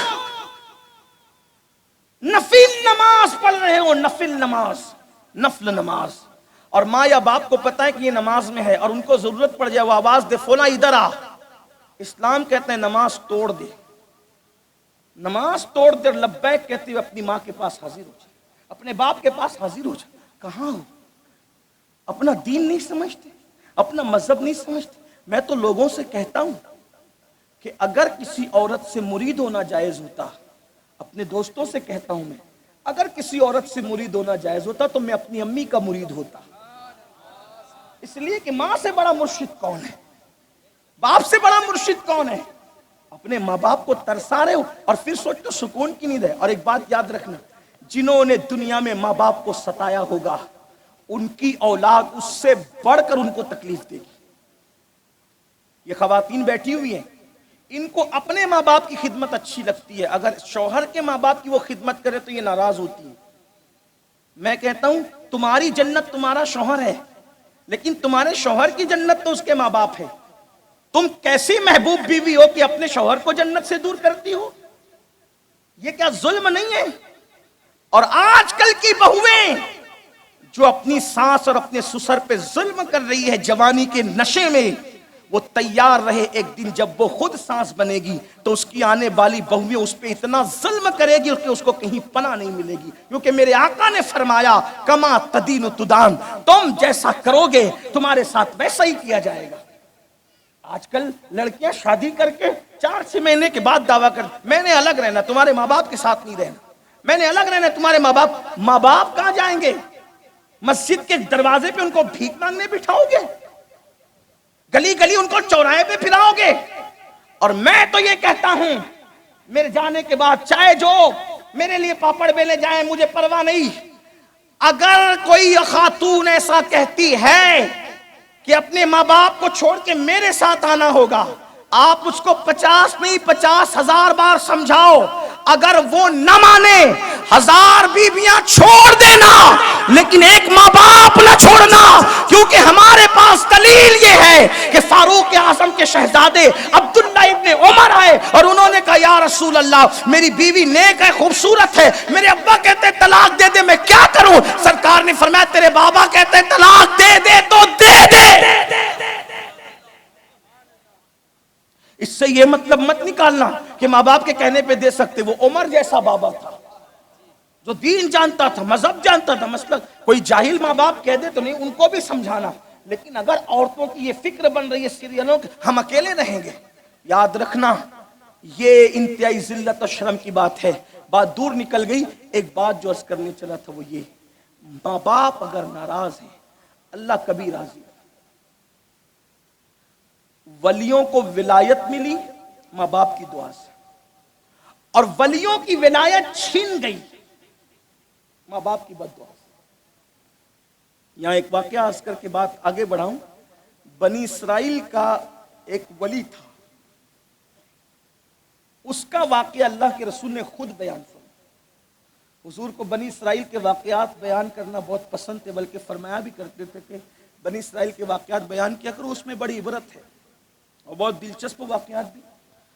کچھ بالکل واہیات لوگوں نے گڑھ لیا، ہم اس کی بات نہیں کرتے، لیکن جو سچے واقعات ہیں. تو آقا علیہ السلام نے ایک ولی، حضور جس کو ولی کہیں اب سوچیں وہ کیسا ولی ہوگا. تو آقا نے ایک بنی اسرائیل کے ولی کا واقعہ بیان کیا کہ وہ بہت بڑا ولی تھا، نیک بندہ، اس نے اپنی خانقاہ عبادت گاہ بنا رکھی تھی، اور اس کی والدہ، اس ولی کی والدہ اس سے ملنے آتی تھی۔ ایک دن وہ نفل عبادت میں مصروف تھے، رات عبادت میں گزارتے تھے۔ ماں کو خیال آیا میں نے اپنے بیٹے سے ملنا ہے، اپنے بیٹے سے ملاقات کرنا ہے۔ ماں آئی، دروازے پہ دستک دی، بیٹا تیری امی تجھ سے ملنے آئی ہے۔ یہ نماز میں تھے، دل میں خیال آیا نماز پڑھ رہا ہوں، سلام پھیر کر ماں سے مل لوں گا۔ جیسے ہی سلام پھیرا شیطان نے بلا دیا، پھر نفل شروع کر دی۔ اب دستک ہوئی، بیٹا امی تیری آئی ہے، ملتا نہیں، تیری ماں تجھ سے ملنا چاہتی ہے۔ سوچا ارے میں تو بھول گیا، اب سلام پھیروں گا تو ماں سے مل لوں گا۔ دوبارہ پھر سلام پھیرا، شیطان نے بلا دیا۔ دیکھو شیطان یہ بڑا کم بخت ہے، لعین ہے، کبھی کبھی نماز پڑھوا کے تباہ کرتا ہے، کبھی کبھی نماز چھڑوا کے تباہ کرتا ہے۔ یعنی اس کی عادت ہے، شیطان کو پہچاننے کا آسان طریقہ، وہ فرائض سے توجہ ہٹا کر نفل میں الجھا دیتا۔ مطلب کیا؟ فرائض سے توجہ ہٹا کے نفل میں کیسے الجھاتا ہے؟ مثال کے طور پہ مسجد بنا، مدرسے میں ہزاروں لکھا، یتیم خانہ بنا، اور جب ماں آئی مانگنے کے لیے، بیٹا ذرا کچھ دوا کے لیے کچھ پیسے، بس کرو، کیا جتنا کماتا ہوں سب تمہیں پہ خرچہ کر دوں؟ جب دیکھو جب بیمار رہتے ہو، جب دیکھو جب بیمار رہتے ہو۔ یاد رکھنا مسجد بنانے پر وہ ثواب نہیں ملتا جو ماں باپ کو خرچہ کرنے کے لیے۔ ہم لوگ خود مسجد مدرسہ بنانے والے لوگ ہیں، لیکن ہم لوگ الٹی سلٹی بات نہیں کرتے۔ ہمیں پتہ ہے مسجد مدرسے اللہ کے کرم سے بنتے ہیں، لوگوں کے چندے پہ نہیں۔ ہاں خدا جسے منتخب کرتا ہے اس کو توفیق ہوتی ہے، لیکن سچی بات یہ ہے مدرسے میں چندہ دینے سے زیادہ اجر آپ کو ماں باپ پہ خرچہ کرنا، حج کی رقم پہ خرچہ کرنے سے زیادہ اجر آپ کو ماں باپ پہ خرچہ۔ اللہ نے سب سے پہلے تمہارے خرچے کا حقدار تمہارے ماں باپ کو قرار دیا۔ اگر ماں باپ کو نہیں دیتے آپ کا کچھ قبول نہیں، ماں باپ کو ترساتے اور تڑپاتے کچھ قبول نہیں۔ میں تو لوگوں کو کہتا ہوں بیوی کو ڈریس دلانے جائیں گے تو 5-5 ہزار کا دلائیں، اور جب ماں باپ کے لیے خریدنے کا بڈھے تو ہو گئے، ان کو کیا ہے، انہوں نے تو یوں بھی ہلکے پہن لینا۔ کیوں؟ ان کا دل نہیں۔ اور یہ کس نے کہہ دیا کہ بڑھاپے کی عمر میں قیمتی لباس نہیں پہن سکتے؟ غوث پاک تو 90 سال کی عمر میں بھی اتنا قیمتی پہنتے تھے کہ اتنی قیمت والا بادشاہوں کو بھی نصیب نہیں ہوتا تھا۔ لوگ کہتے ہیں بڈھوں کو کیا ضرورت ہے، کیوں بڈھے ان کا دل مر جاتا ہے؟ بلکہ انسان کو جیسے جیسے بڑھاپا قریب آتا ہے اس سے زیادہ اس کے دل کے اندر شوق اور امنگیں جاگنے لگتی ہے کہ اب چند دن کا مہمان رہا ہوں، ذرا اچھا کھا لوں، اچھا پہن لوں، تو ان کی خدمت اور زیادہ ہونی چاہیے۔ لوگ کہتے ہیں ان کو کیا ہے، یہ تو بڈھے ہو گئے، ان کو اچھے جوتے کی کیا ضرورت، ان کو اچھی گھڑی کی کیا ضرورت۔ میں کہتا ہوں جب غوث پاک بادشاہ سے قیمتی پہن سکتے 90 سال میں، تو اپنے اماں ابا نہیں پہن سکتے؟ غوث پاک کو مانتے ہو نا، جن کے نام پر دیگیں لٹاتے ہو، پھر ماں باپ کو کیوں ترساتے ہو؟ سنیت یہ ہے اصل سنیت، مسلک اعلی حضرت یہ اصل مسلک اعلی حضرت۔ یہ کیا کہ نعت خانوں پر اڑا رہے ہو، نعت خانوں پہ اڑا ہزاروں، تاکہ لوگ دیکھیں کتنا بڑا عاشق رسول ہے یہ مکار، اور ابھی گھر میں ماں کو ڈانٹ کر کے آیا ہے کہ بہت پیسے تم کو لگا چکا، اب میں نہیں دینے والا۔ یہ تو مکاری ہوئی۔ عاشق رسول وہ ہوگا جو یہاں لٹائے گا وہاں ڈانٹے گا۔ عاشق تو وہ تھا نا جو اونٹ چرا کر پیسے کماتا تھا اور اپنی ماں کو پورے دے کر کہتا تھا ماں یہ سب تمہاری امانت ہے، میں نے تو کھجور کی گٹلیاں پیس کر کے پھانک کر اس پہ پانی پی کے گزارا کرنا ہے تاکہ تو راضی ہو جائے۔ اسی عاشق رسول کو دنیا اویس قرنی کے نام سے جتنا کمایا سب ماں کو دے دیا۔ یہ حال ہے عاشقوں کا۔ ماں کا دل دکھے گا تو رسول اللہ کا دل دکھے گا، حضور کا دل کون دکھا سکتا ہے؟ تو بات دور نکلتی، جلدی جلدی سے بات کروں، سمیٹنا چاہتا ہوں لیکن دل میرا بے چین ہوتا ہے۔ میں سوچتا ہوں میری قوم کو میں کیا ایسا کہہ دوں تاکہ وہ جرائم کو چھوڑ کر کے نیکی کی دنیا کی طرف آ جائیں۔ بس یہی مجبوری مجھے تھوڑا لمبا کرنے مجبور کرتی، ورنہ کوئی شوق نہیں ہے۔ تو عرض یہ کر رہا تھا بنی اسرائیل کا وہ ولی، ہاں بنی اسرائیل کا وہ، اس کی ماں نے دوبارہ دستک دی، کہا اب سلام پھیریں گے تو ملیں گے۔ پھر شیطان نے بلا دیا، کہا اب سلام پھیریں گے تو ملیں گے۔ ماں تو انتظار کرتے کرتے دل ٹوٹا۔ دل کا آبگینہ بہت کمزور ہوتا ہے، بلکہ قرآن تو جب ماں باپ بوڑھے ہو جائیں تو کہتا ہے ان کے سامنے اپنے کندھے بھی مت اچکایا کر۔ ماں باپ جب بوڑھے ہو جائیں تو ان کو اف بھی مت کہا کر۔ فلا تقل لہما اف ولا تنہرہما، وہ بوڑھے ہو جائیں تو ان کو اف بھی مت کہو، ان کو جھڑکو بھی مت، بلکہ ان سے بات کرو تو نرمی سے بات کرو، ان کے لیے اپنے بازو بچھا دو۔ کچھ نوجوان لڑکے کہتے ہیں ہمارے ابا تو شراب پیتے، ہم کیا کریں؟ میں نے کہا میں کیا بتاؤں، رسول اللہ سے پوچھ۔ ایک خاتون آ کے کہتی آقا میری ماں شراب پیتی ہے، میں کیا کروں؟ آقا فرماتے محبت سے سمجھا، کہا نہیں مانتی، کہا جب شراب پی کے بے ہوش ہو جایا کرے تو اٹھا کر لایا کر، اس کے بستر پہ لٹا دیا کر۔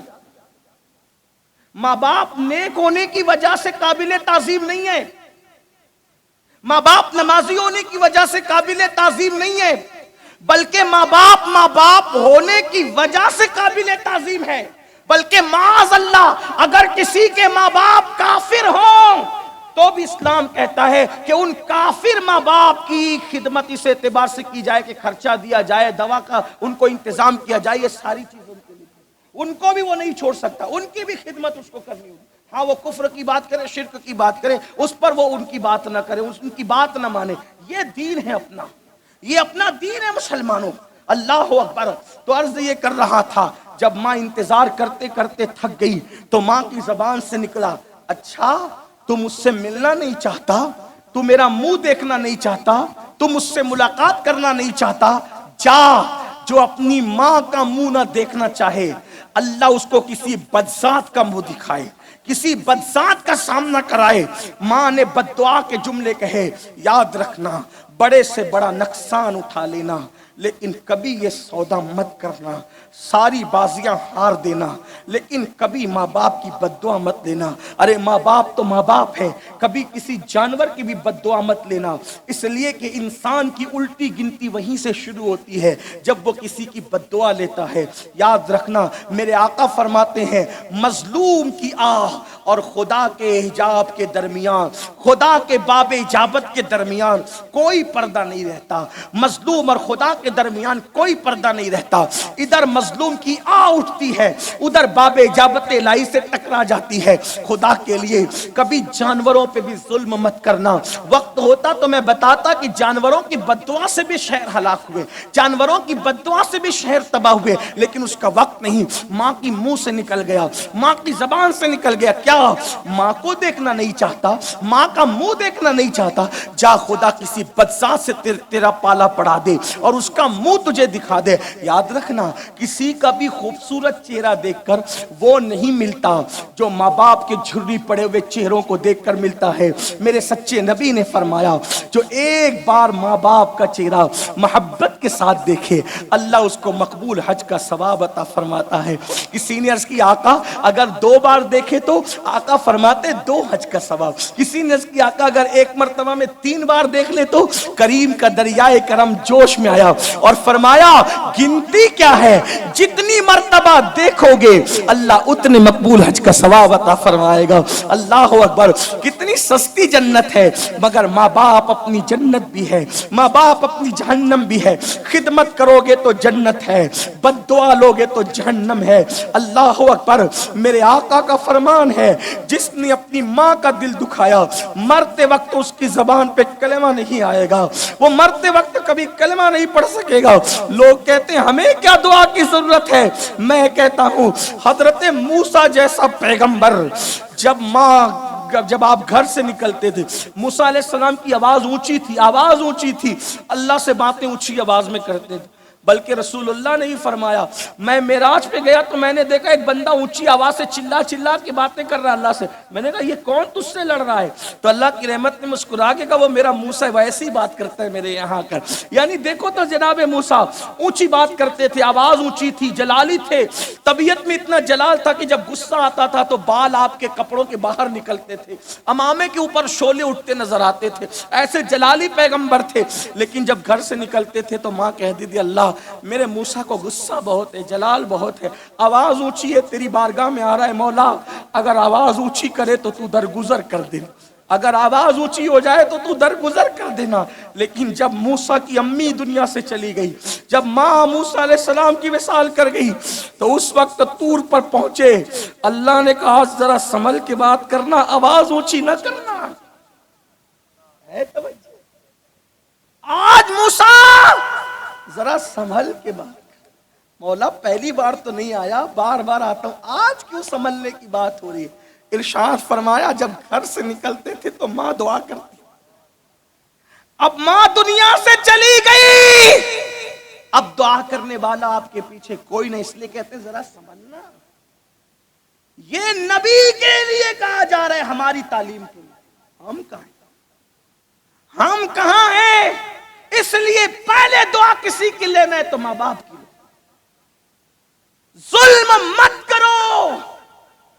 جس نے ہماری گندگیاں دھویا, جس نے ہمارے پاخانے ہاتھ سے صاف, جس نے ہماری ناک ہمارے ہاتھ سے صاف, اپنے ہاتھ سے صاف کی. ایک صحابی آیا, عرض کی آقا میری ماں نے میری گندگی دھلائی, آج میری ماں اتنی بیمار ہو گئی کہ اب میں اس کا پاخانہ دھلتا ہوں, تو کیا میں حق ادا کر دیا میں نے ماں کا؟ سرکار نے فرمایا نہیں. کہا کیوں؟ وہ اس نے ہی میرا پاخانہ دھلا, میں نے اس کا دھلا تو حضور برابر نہیں ہو گیا. میرے آقا فرماتے ہیں تیری ماں جب تیرا پاخانہ دھلتی تھی تو تمنا کرتی تھی اللہ اس کی عمر دراز کر. تیری ماں جب تیرا پاخانہ دھلتی تھی تو ماں کیا دعا کرتی تھی؟ اس کی عمر دراز کر. اور تو بوڑھے ماں باپ کا پاخانہ دھلتا ہے تو تیرے دل میں خیال آتا ہے یہ کب اٹھائے جائیں گے, یہ جلدی اٹھ جائیں نا. دونوں میں فرق ہے, دیکھو ہے کہ نہیں. لوگ سوچتے ہیں کہ نہیں, کچھ لوگ تو دعا حضرت دعا کرو دیکھا نہیں جاتا اما ابا اٹھ جائیں. ارے یہ دعا والے ہاتھ اٹھانا چاہتے ہیں, اتنی ضمانتی اتنی گارنٹیڈ دعا سے تو محروم ہونا چاہتا ہے. نادان ہو گئے. اللہ اکبر. اللہ کے رسول علیہ السلام فرماتے ہیں پوری کائنات کسی کے لیے دعا کرے, پوری کائنات, اور تنہا ماں باپ پر دعا کرے, اللہ کائنات کی بد دعا رد کر دے گا, ماں باپ کی دعا قبول کر لے گا. اور کسی کے لیے پوری کائنات مل کر بد دعا کرے اور تنہا ماں باپ اس کے لیے دعا کرے تو اللہ کائنات کی بد دعا رد کرے گا, ماں باپ کی دعا قبول. اس کے الٹ ہو تو بھی ماں باپ کی بد دعا بھی سب کے عوض میں قبول ہے اور ماں باپ کی دعا بھی قبول ہے. ماں نے کہا مجھ سے نہیں ملنا چاہتا, جا کسی بدذات کا تو منہ دیکھے. وہ ماں تو چلی گئی بول کر, ماں چلی گئی. ادھر ماں گئی, یہ گھبرا گئے, ان کے وجود پہ کپ کپی طاری ہو گئی. سوچا کہ امی پتہ نہیں کب آ جاتی ہے. انہوں نے دروازہ کھول دیا. دروازہ کھول دیا, ایک عورت آئی. آنے کے بعد اس نے دیکھا یہ عبادت میں, اس نے شور کیا بچاؤ بچاؤ, جو بھی شور رہا ہو. لوگ آئے دوڑتے بھاگتے. کیا ہوا؟ کہا یہ جو ہے نا, یہ جو مکر کرتا ہے یہ شخص ولی بنا ہوا ہے, مکار ہے, اس کا پچھا میرے پیٹ میں ہے. اور ماں باپ کی دعا اور بد دعا بہت کرنٹ میں قبول ہوتی ہے. اس کے اندر بڑا کرنٹ, بہت جلدی اس کا اثر, بہت جلدی. اللہ اکبر. اب لوگ, پبلک تو پبلک ہے, لوگ کسی کو نیک جلدی نہیں مانتے, لیکن بد ماننا ہو تو لوگ بہت جلدی کرتے ہیں. پبلک نے خوب مارا. کس کو؟ اس ولی کو. عبادت خانہ توڑ دیا, خوب مارا, عبادت خانہ توڑ. انہوں نے کہا ہوا کیا مجھے بتاؤ تو صحیح نا, میرا قصور کیا ہے وہ تو بتاؤ نا, جرم کیا ہے وہ تو بتاؤ نا. تو کسی نے کہا یہ کیا کہتی ہے؟ کیا کہتی؟ کہا تیرا بچہ اس کے پیٹ میں. انہوں نے کہا رکو, کتنے مقبول تھے دیکھو, رکو. وضو کیا, 2 رکعت نماز پڑھی اور اس کے پیٹ کی طرف اشارہ کر کے کہا اے بچے تو ہی بتا تو کس کا بچہ ہے. اے بچے, یہ بات اللہ کے رسول بیان فرماتے, اے بچے تو ہی بتا تو کس کا بچہ ہے. اس کے پیٹ سے آواز آئی یہ تو بے قصور ہے اللہ والا، میں تو کسی فلاں چرواہے کا بچہ اس کے ساتھ مکالا کیا گیا تھا جس سے میں پیٹ میں آیا ہوں. تو لوگ یہ کرامت دیکھ کر کے اب جھکے. آپ کا ہم عبادت خانہ سونے کا بنا دیں گے. آپ نے فرمایا جاؤ، مجھے اپنے کیے کی سزا ملی. لوگوں نے کہا کیا کیے کی سزا ملی، کیا کیے کی سزا ملی، آپ نے کیا کیا، آپ تو بڑے نیک ہیں. تو کہا میری ماں مجھ سے ملنے آئی تھی، میں اپنی ماں سے نہیں ملا تو میری ماں نے میرے لیے بد دعا کی تھی کہ تو ماں کو سے ملنا نہیں چاہتا، ماں کا منہ دیکھنا نہیں چاہتا، خدا کسی بدذات کا منہ تجھے دکھا دے. ماں کے منہ سے جملے نکلے اور اس کی سزا میں نے بھگت لی. اس لیے اگر سکون کی نیند چاہتے ہو تو ظلم مت، کسی پہ ظلم مت کھاؤ، ہاں کسی کا دل مت دکھاؤ، کسی کو تکلیف مت پہنچاؤ. تو عرض یہ کر رہا تھا، بات دور نکلی، جلدی جلدی سمیٹوں. کیا کہ لوگ نشہ کرتے گولیاں کھا کے، لوگ دوا کے نام پہ بھی نشہ کرتے. یاد رکھیے نشہ آور چیزیں بطور دوا استعمال کرنا یہ بھی اجازت نہیں. جس کا زیادہ نشہ لائے اس کا تھوڑا استعمال کرنا بھی جائز نہیں، لیکن لوگ ڈوب رہے اس کے اندر. تو علامہ ابن الجوزی لکھتے ہیں نشے کے نقصانات پر کہ حضرت سیدنا مالک ابن دینار رضی اللہ تعالیٰ عنہ حج کے لیے گئے. جب آپ حج کے لیے گئے تو آپ طواف کر رہے تھے. حالت طواف میں آپ نے پورا حرم کھچا کھچ بھرا دیکھا تو آپ نے حرم کو کھچا کھچ بھرا دیکھ کر دل کے اندر خوشی محسوس ہوئی. اللہ کا پورا حرم بھر گیا. چند سال ہی ہوئے حضور کو پردہ فرمائے ہوئے، حضور کی محنت کیسی باور ہوئی کہ اتنا اسلام پھیل گیا کہ پورا حرم کھچا کھچ بھرا ہے. معلوم کیا تو پتا چلا کہ 5 لاکھ لوگوں نے اس سال حج کیا ہے. تو حضرت مالک بن دینار نے ہاتھ اٹھا کے دعا کی، اے اللہ ان 5 لاکھ میں ذرا کس کا حج تو نے قبول کیا وہ بتا دے اور کس کا رد کیا وہ بھی بتا دے. تو اللہ اکبر، مالک بن دینار جب مینا میں تشریف لے گئے اور آپ نے اپنے خیمے میں جا کر کے لیٹے تو کیا دیکھا، خواب میں کوئی کہہ رہا ہے اے مالک ہم نے محمد ابن ہارون کا حج رد کر دیا، اور یہ بات تو جا کر اس کو بتا کہ ہم نے اس کا حج رد کر دیا. یہ اٹھے، اٹھنے کے بعد ابن ہارون کے پاس اس کو ڈھونڈنے گئے اور وہ بلخ کا حاجی تھا. پتہ بھی بتایا گیا وہ بلخ کا حاجی ہے، جاؤ اور اس کو بتاؤ کہ ہم نے اس کا حج رد کر دیا ہے. مالک بن دینار جہاں بلخ کے حاجی رکے ہوئے تھے وہاں تشریف لے گئے اور پوچھا اے بلخ والو یہ بتاؤ تم میں ابن ہارون کون ہے، کون ہے ابن ہارون. جیسے ہی سنا ابن ہارون کا نام بلخ والے اٹھ کر کھڑے ہو گئے اور بلخ والوں نے کہا اے مالک تم جانتے ہو تم کس کا نام لے رہے ہو، تم جانتے ہو تم کس کا ذکر کر رہے ہو. مالک بن دینار نے کہا کس کا ذکر کر رہا ہوں. کہا ایک ایسے متقی، ایسے پرہیزگار اور ایسے نیک انسان کا ذکر کر رہے ہو کہ برسوں بیت گئے، برسوں بیت گئے، تقریباً کم و بیش 40 سال، کم و بیش. وہ ہر سال حج کو آتا ہے اور پیدل حج کرتا ہے، خیمے میں نہیں رکتا، ہر دن روزہ رکھتا ہے، ہر رات نفل پڑھتے ہوئے گزارتا ہے. اس کی زندگی کا معمول ہے. اور جب وہ افطار کرتا ہے تو مٹھی بھر چنے سے افطار کرتا ہے. وہ کچھ کھاتا پیتا نہیں، اتنا نیک آدمی. وہ سائے میں نہیں بیٹھتا، وہ ہمیشہ دھوپ میں کھلے آسمان کے نیچے رہتا ہے. اتنا پرہیزگار، اتنا متقی نیک ہے. کہا اچھا. مالک بن دینار سوچتے ہیں مجھے تو کچھ کہا گیا، یہاں تو نقشہ کچھ اور ہے. اس سے پتا چلا پبلک میں نیک کہلانا کوئی معنی نہیں رکھتا. اصل نیک وہ ہے جس کو یار نیکوں کی فہرست میں رکھے. اس لیے بندوں کو چاہیے لوگ اپنی تعریف کرے تو سینہ مت پھلایا کرو، گردن جھکا کے سوچا کرو ایمان پہ خاتمہ ہوگا کہ اس کے بھی لالے پڑے. اس لیے کوئی اپنے آپ کو نیک نہ سمجھے. سب سے بڑا روئے زمین کا پاپی وہ ہے جو اپنے آپ کو نیک سمجھتا. نیک سمجھنا چھوڑ دو، عاجزی کرو. تہجد گزار ہے، میں تہجد پڑھتا ہوں، نہیں، توفیق اس نے دی. پتہ نہیں یار قبول کرے کہ رد کرے. وہ تو بڑوں بڑوں کو رد کر دیتا ہے، اس کو کون پوچھنے والا ہے. مالک بن دینار پریشان، کہاں شہر کے لوگ بلخ والے اتنی تعریف کر رہے ہیں اور کہاں یار کہتا ہے ہم نے رد کر دیا. بہرحال اللہ کے ولی تھے مالک بن دینار، چھوٹے موٹے آدمی نہ تھے. انہوں نے ضبط کیا، کہا وہ ہے کہاں. کہا وہ دیکھو کھلے آسمان کے نیچے پہاڑیوں کے دامن میں ہوگا. جب یہ گئے تو دیکھا ایک آدمی ہے جس کا ایک ہاتھ کٹا ہوا. ایک ہاتھ کٹا ہوا ہے اور ایک پیر میں زنجیر چین بندی ہوئی ہے اور وہ زنجیر لے کر کھڑا ہے، آسمان کی طرف رک کر کے کہتا ہے معاف کر دے مجھے، بخش دے مجھے، معاف کر دے مجھے، بخش دے۔ آنسو بہ رہے ہیں، آنسو سے داڑھی تر ہے، بس ایک صدا ہے مجھے معاف کر دے، قبول کر لے، بخش دے مجھے، بخش دے مجھے، بخش دے۔ جب ان کے قدموں کی آہٹ سنی تو متوجہ ہوا، کہا کیا بات ہے اللہ والے، کوئی خواب دیکھ کر آئے ہو؟ کوئی خواب دیکھا ہے؟ کہاں خواب دیکھا ہے؟ یہی خواب دیکھا ہے نا کہ ہم نے ابن ہارون کا حج رد کر دیا، بولو مجھے بتاؤ، یہی خواب دیکھا؟ مالک بن دینار سے سوچا کہ یہ تو وہی بندہ ہے جو کہہ رہے تھے، یہ تو اتنا روشن ضمیر ہے کہ میرا خواب بھی جانتا ہے، خواب کا مضمون بھی جانتا ہے۔ کہا تو اتنا پہنچا ہوا ہے، میرا خواب بھی جانتا ہے، مضمون پہنچا ہوا نہیں، وہ تجربہ ہے۔ کم و بیش 40 سال سے ہر سال حج کو آ رہا ہوں، یہی سنتا ہوں کہ حج رد ہو گیا، 40 سال سے یہی سن رہا ہوں، حج رد۔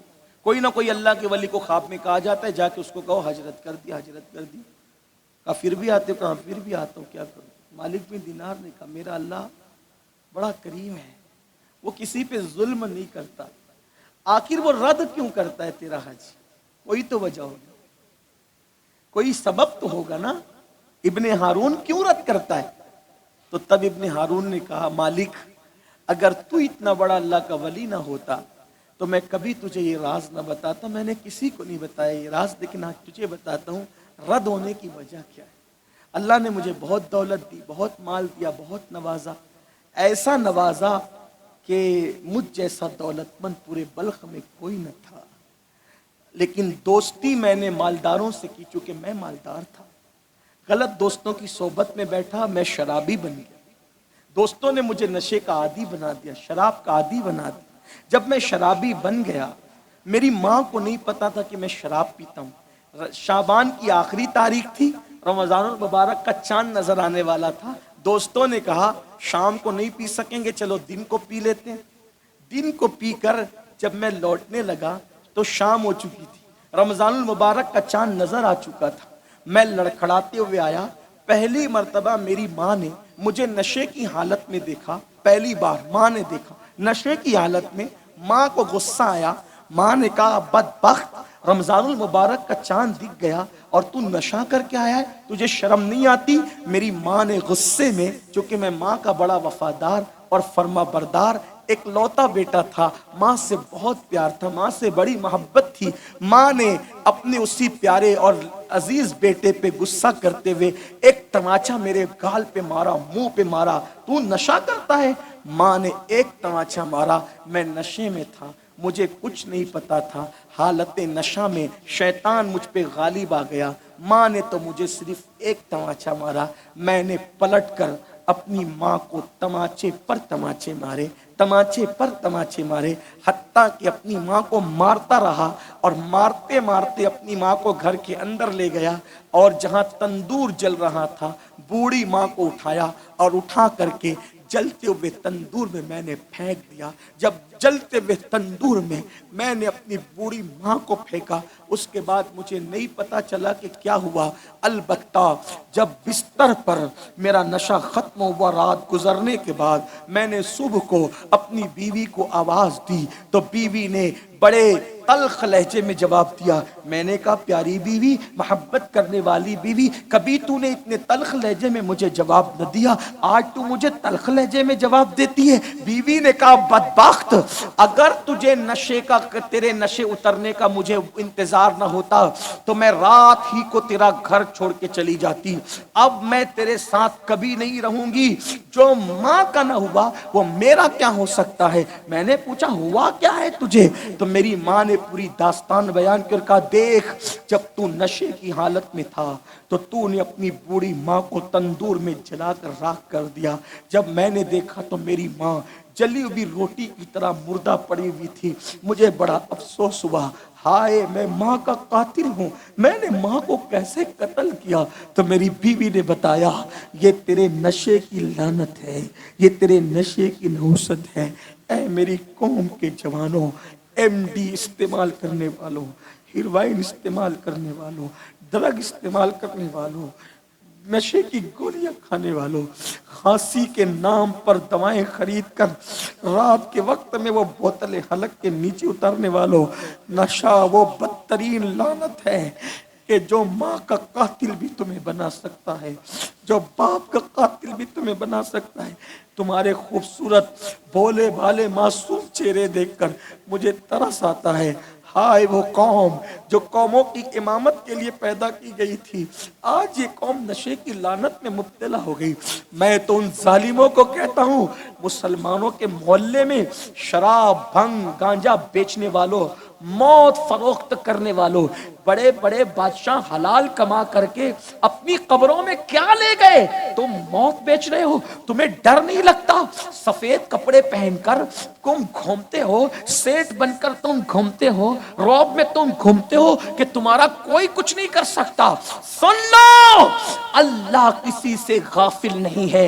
او شراب، جوا اور حرام کے دھندے کر کے، موت فروخت کر کے اپنے پیٹ میں جہنم کی آگ بھرنے والوں، ایک دن موت آئے گی، موت، اور جب تم موت کے شکنجے میں جکڑ دیے جاؤ گے، یہ تمہاری حرام کی کمائی جس کے کفن میں تم لپٹے جاؤ گے، یہ کفن نہیں ہوگا قبر میں، یہ جہنم کی آگ ہوگی۔ کفن نہیں ہوگا، وہ جہنم کی آگ میں تبدیل ہو جائے گا۔ پیسہ ہی سب کچھ ہو گیا، پیسے کے لیے شراب کے دھندے، پیسے کے لیے جوے کے دھندے، پیسے کے لیے ڈرگ بیچ رہے ہو، پیسے کے لیے MD بیچ رہے ہو، پیسے اتنے عزیز ہو گئے۔ ارے پیسے تو جسم بیچ کر کے عورتیں بھی کما لیتی ہے، تم کیسے مرد ہو کہ اپنے ہی محلوں کے اندر زہر بیچتے ہو؟ توبہ کرو، ایک دن اللہ کی عدالت میں کھڑے ہونا ہے، ایک دن خدا کی عدالت میں کھڑے ہونا ہے۔ حرام دھندوں سے توبہ کرو، ورنہ جب خدا کی لاٹھی اٹھے گی کہیں پناہ نہیں ملے گی، وہ تباہی ہوگی کہ تمہاری نسلیں بھی برباد ہوگی۔ میں بددعا کے طور پہ نہیں کہہ رہا ہوں، حقیقت بیان کر رہا ہوں۔ جو غلط کرے گا نسلیں بھگتے گی، اور تم قبر میں تڑپتے رہو گے، سسکتے رہو گے۔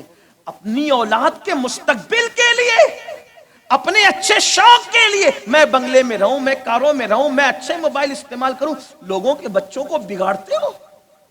شرم کرو اگر مسلمان ہو تو۔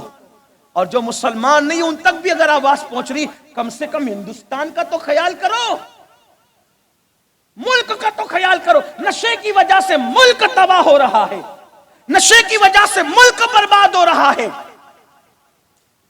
نشے کی وجہ سے ملک میں نوجوان جو ہے اللہ اکبر ناکارہ ہو رہے ہیں۔ ہم تو یہ کہتے ہیں انسان کسی مذہب کا انسان ہو، اسلام انسانیت کا مذہب ہے۔ ہم جیسے اپنے جوانوں کو نشے سے بچانا چاہتے ہیں، ویسے ہم ہر مذہب کے جوان کو نشے سے بچانا چاہتے ہیں۔ ہندو مذہب کی کتابوں میں وید میں لکھا ہوا ہے کہ شراب کا ایک گھونٹ پینا برہمن کے قتل کرنے کے برابر ہے۔ کوئی مذہب نشہ کرنے کی اجازت نہیں دیتا، چاہے مسلمانوں کا مذہب ہو، چاہے ہندوؤں کا مذہب ہو، چاہے یہودیوں کا مذہب ہو، چاہے عیسائیوں کا مذہب ہو، کسی مذہب میں نشے کی اجازت نہیں ہے۔ کتنی سخت بات لکھی وید کے اندر، جس طریقے سے ملانے کو نہیں کہہ رہا، سمجھانے کو۔ جیسے ہمارے یہاں ہم سادات کا احترام کرتے ہیں، ویسے ہندو مذہب میں برہمنوں کا لوگ احترام کرتے ہیں۔ اب بتاؤ، ان کے مذہب میں یہ ہے، تو مذہب کوئی ہو، ہم ہر مذہب کے انسان سے کہتے ہیں نشہ نہ کرو۔ آپ کے مذہب نے بھی نشہ کرنے کی اجازت نہیں دی، کسی مذہب میں اجازت۔ کیا ہوا؟ اس بیوی نے کہا تو ماں کا قاتل ہے، میں تیرے ساتھ نہیں رہوں گی۔ میں نے دیکھا، میں پچھتایا کہ میں نے، لیکن پچھتاوے سے کا ہوت، جب چڑیا چگ گئی کھیت۔ کچھ کام ایسے ہوتے ہیں پچھتانے سے کچھ نہیں چلتا۔ پھر کیا کہا ابن ہارون نے؟ پھر میری بیوی تو چلی گئی چھوڑ کے، سارے غلام میں نے آزاد کر دیے، اپنا محل بیچ دیا، سب چھوڑ دیا، اور جس ہاتھ سے میں نے ماں کو مارا تھا وہ ہاتھ کاٹ کے پھینک دیا اس کو کاٹ کے۔ دیکھو میرا ہاتھ کٹا ہوا، اور اس دن کے بعد سے ہر دن روزہ رکھتا ہوں، ہر رات عبادت کرتا ہوں، کچھ قبول نہیں۔ ہر سال حج کو آتا ہوں، حج بھی رد ہوتا ہے۔ اب مالک بن دینار نے اتنا سنا کہ یہ ماں کا قاتل، غصہ آ گیا، غصہ آیا، فرمایا بدبخت، خدا تجھے کبھی معاف نہ کرے، جا خدا تجھے محروم رکھے، تیری مغفرت نہ کرے۔ اس کو جب یہ کہا، یہ کہہ کے پلٹے، تو اس نے مالک کو اتنا کہا، مالک مجھے محروم نہ کر، میرا اللہ غموں کو کھولنے والا ہے، وہ مجھ پہ رحم کرے گا۔ اور مالک بن دینار تو چلے آئے، پھر لیٹ گئے، غصے میں آنکھ لگی، اللہ کے رسول کا دیدار ہو، میرے آقا کا دیدار ہو۔ میرے آقا نے کہا، مالک اس کو کیوں تو نے ایسے جھڑک دیا؟ ہائے ہائے ہائے، کریم رحمت للعالمین کا کرم دیکھو۔ فرمایا تو نے اس کو کیوں جھڑک دیا؟ یا رسول اللہ، اس نے کتنا بڑا گناہ کیا، اتنا بڑا پاپی ہے، ماں کا قاتل ہے وہ۔ سرکار فرماتے ہیں مجرم تو بڑا ہے، آقا فرماتے ہیں مجرم تو بڑا ہے، لیکن میں تجھے بتاؤں قیامت میں اس کے ساتھ ہوگا کیا؟ کہ حضور ضرور بتائیں کیا ہوگا۔ میرے آقا نے فرمایا اللہ کی عدالت میں دونوں ماں بیٹے کھڑے ہوں، اللہ فرمائے گا تو ماں کا قاتل ہے، جا تو جہنم میں جا۔ وہ جہنم میں چلا جائے، ماں جنت میں آ جائے گی، بے گناہ قتل کی گئی تھی، شہید ہو گئی تھی، جنت میں آ جائے گی۔ 3,500 سال تک، کتنا؟ 3,500 سال تک ابن ہارون جہنم میں جلے گا۔ 3,500 سال یعنی 7 دن، وہاں کے 7 دن کتنے ہوتے ہیں؟ 3,500 سال۔ 7 دن وہ جہنم میں جلے گا، یعنی 3,500 سال۔ اس کی ماں کو جنت میں اس کی یاد آئے گی، اس کی ماں کو جنت میں اس کی یاد آئے گی، ماں کو۔ لوگوں وفا دیکھو، قاتل بیٹے کی یاد ماں کو جنت میں آ گئی، اس کا مطلب مرنے کے بعد سب سے رشتے ٹوٹ جاتے ہیں، لیکن ماں باپ سے نہیں ٹوٹتے۔ اے کاش لوگ ان مقدس لوگوں کی عظمت کو سمجھتے۔ میرے آقا نے فرمایا جو اپنی نماز میں ماں باپ کے لیے مغفرت کی دعا نہیں کرتا، اس کی نماز ادھوری رہتی ہے۔ اگر کوئی مالدار بننا چاہتا ہے تو وہ ماں باپ کے لیے مغفرت کی دعا کرے، اللہ اس کو مالا مال کر دے گا۔ کوئی اپنی عمر لمبی کرانا چاہتا ہے، وہ ماں باپ کی خدمت کرے، اللہ اس کی عمر لمبی کرے گا۔ کیا لوگ ہیں! قاتل بیٹا ماں کو جنت میں یاد آیا تو ماں جنت کے فرشتوں سے پوچھے گی میرا ابن ہارون کہاں ہے؟ فرشتے کہیں گے اللہ یہ پوچھ رہی ہے اس کا بیٹا کہاں ہے؟ اللہ فرمائے گا کہہ دو کہ جہنم میں ہے۔ تو کہا جائے گا تیرا بیٹا تو جہنم میں ہے، وہاں بھی ماں کی ممتا تڑپے گی۔ جنت میں ماں کی ممتا یہ ماں ہے لوگوں، ماں باپ، یہ آپ ان کو گھر کا کچرا سمجھتے، آپ ان کو گھر کا کچرا سمجھتے، وہ یہ لوگ ہیں سچے لوگ، جن کی محبت میں کوئی ریا نہیں، جن کی محبت میں کوئی دکھاوا نہیں، جن کی محبت کے اندر اللہ اکبر رتی برابر بھی دکھاوا نہیں، جن کی محبت پیور ہے، پیور۔ جب ہم کچھ نہیں تھے تو بھی وہ ہم سے محبت کرتے تھے، ہم سے پیار کرتے تھے۔ ماں کو قاتل بیٹا جنت میں یاد آئے گا اور اللہ کہے گا بتاؤ اس کو کس کا بیٹا جہنم میں ہے؟ تو ماں کہے گی وہ جہنم میں کیوں گیا؟ ماں کی ممتا تڑپے گی، وہ جہنم میں کیوں گیا؟ تو فرمایا جائے گا اس نے تجھے قتل کیا تھا اس لیے وہ جہنم میں گیا۔ تو ماں کہے گی کیا وہ جنت میں نہیں آ سکتا؟ وہ جنت میں نہیں آ سکتا؟ ارشاد ہوگا بالکل آ سکتا ہے۔ کیوں کیسے آ سکتا ہے؟ اگر وہ تو معاف کر دے تو اللہ بھی معاف کر دے گا۔ تو ماں اسی وقت کہے گی مولا گواہ رہنا میں نے اس کو معاف کر دیا لیکن اس کو جنت عطا کر۔ یہ ماں باپ ہے، ان کی قدر جانو، یہی ان سے دور کیا جائے۔ فلموں کا ٹائٹل یہی ہے، ماں باپ سے بغاوت کرو، لڑکی لے کے بھاگو، لڑکیوں کو ایک لڑکا لے کے بھاگو، ماں باپ سے بغاوت۔ میں نوجوانوں سے کہتا ہوں جو لڑکی ماں باپ کو چھوڑ کر تیرے ساتھ بھاگ گئی، یاد رکھ، جو لڑکی ماں باپ کو چھوڑ کے تیرے ساتھ بھاگ گئی، جو ماں باپ کی وفادار نہ ہوئی وہ تیری کیسے وفادار ہوگی؟ اور لڑکیوں سے کہتا ہوں جو لڑکا تیرے ساتھ بھاگ جائے ماں باپ کو چھوڑ کے، جس نے ماں باپ سے وفا نہ کی وہ تجھ سے کیا وفا؟ بے وفا لوگوں کی پہچان ہے جو ماں باپ سے بے وفائی کرے۔ جو ماں باپ سے بے وفائی کرے وہ کسی کے ساتھ وفا کر ہی نہیں سکتا۔ اس لیے میری گزارش ہے سنبھلو سمجھو۔ تو تیسری عالمی جنگ کے اندر جو ماحول بنایا جا رہا ہے وہ یہ کہ تم بدکار ہو جاؤ، بد کردار ہو جاؤ، دین سے نکل جاؤ۔ اور دوسری بات یہ کی جا رہی ہے جو جگہ جگہ گستاخیاں ہو رہی، آپس میں لڑو اور اپنے نبی سے دور ہو، ہے نا؟ آج ان کو سمجھ میں آ رہا ہے رسول اللہ نے تو 11 بیویاں 1450 سال پہلے کی، تو آج سو کے اٹھے کیا یہ؟ آج کیوں اعتراض ہو رہا ہے؟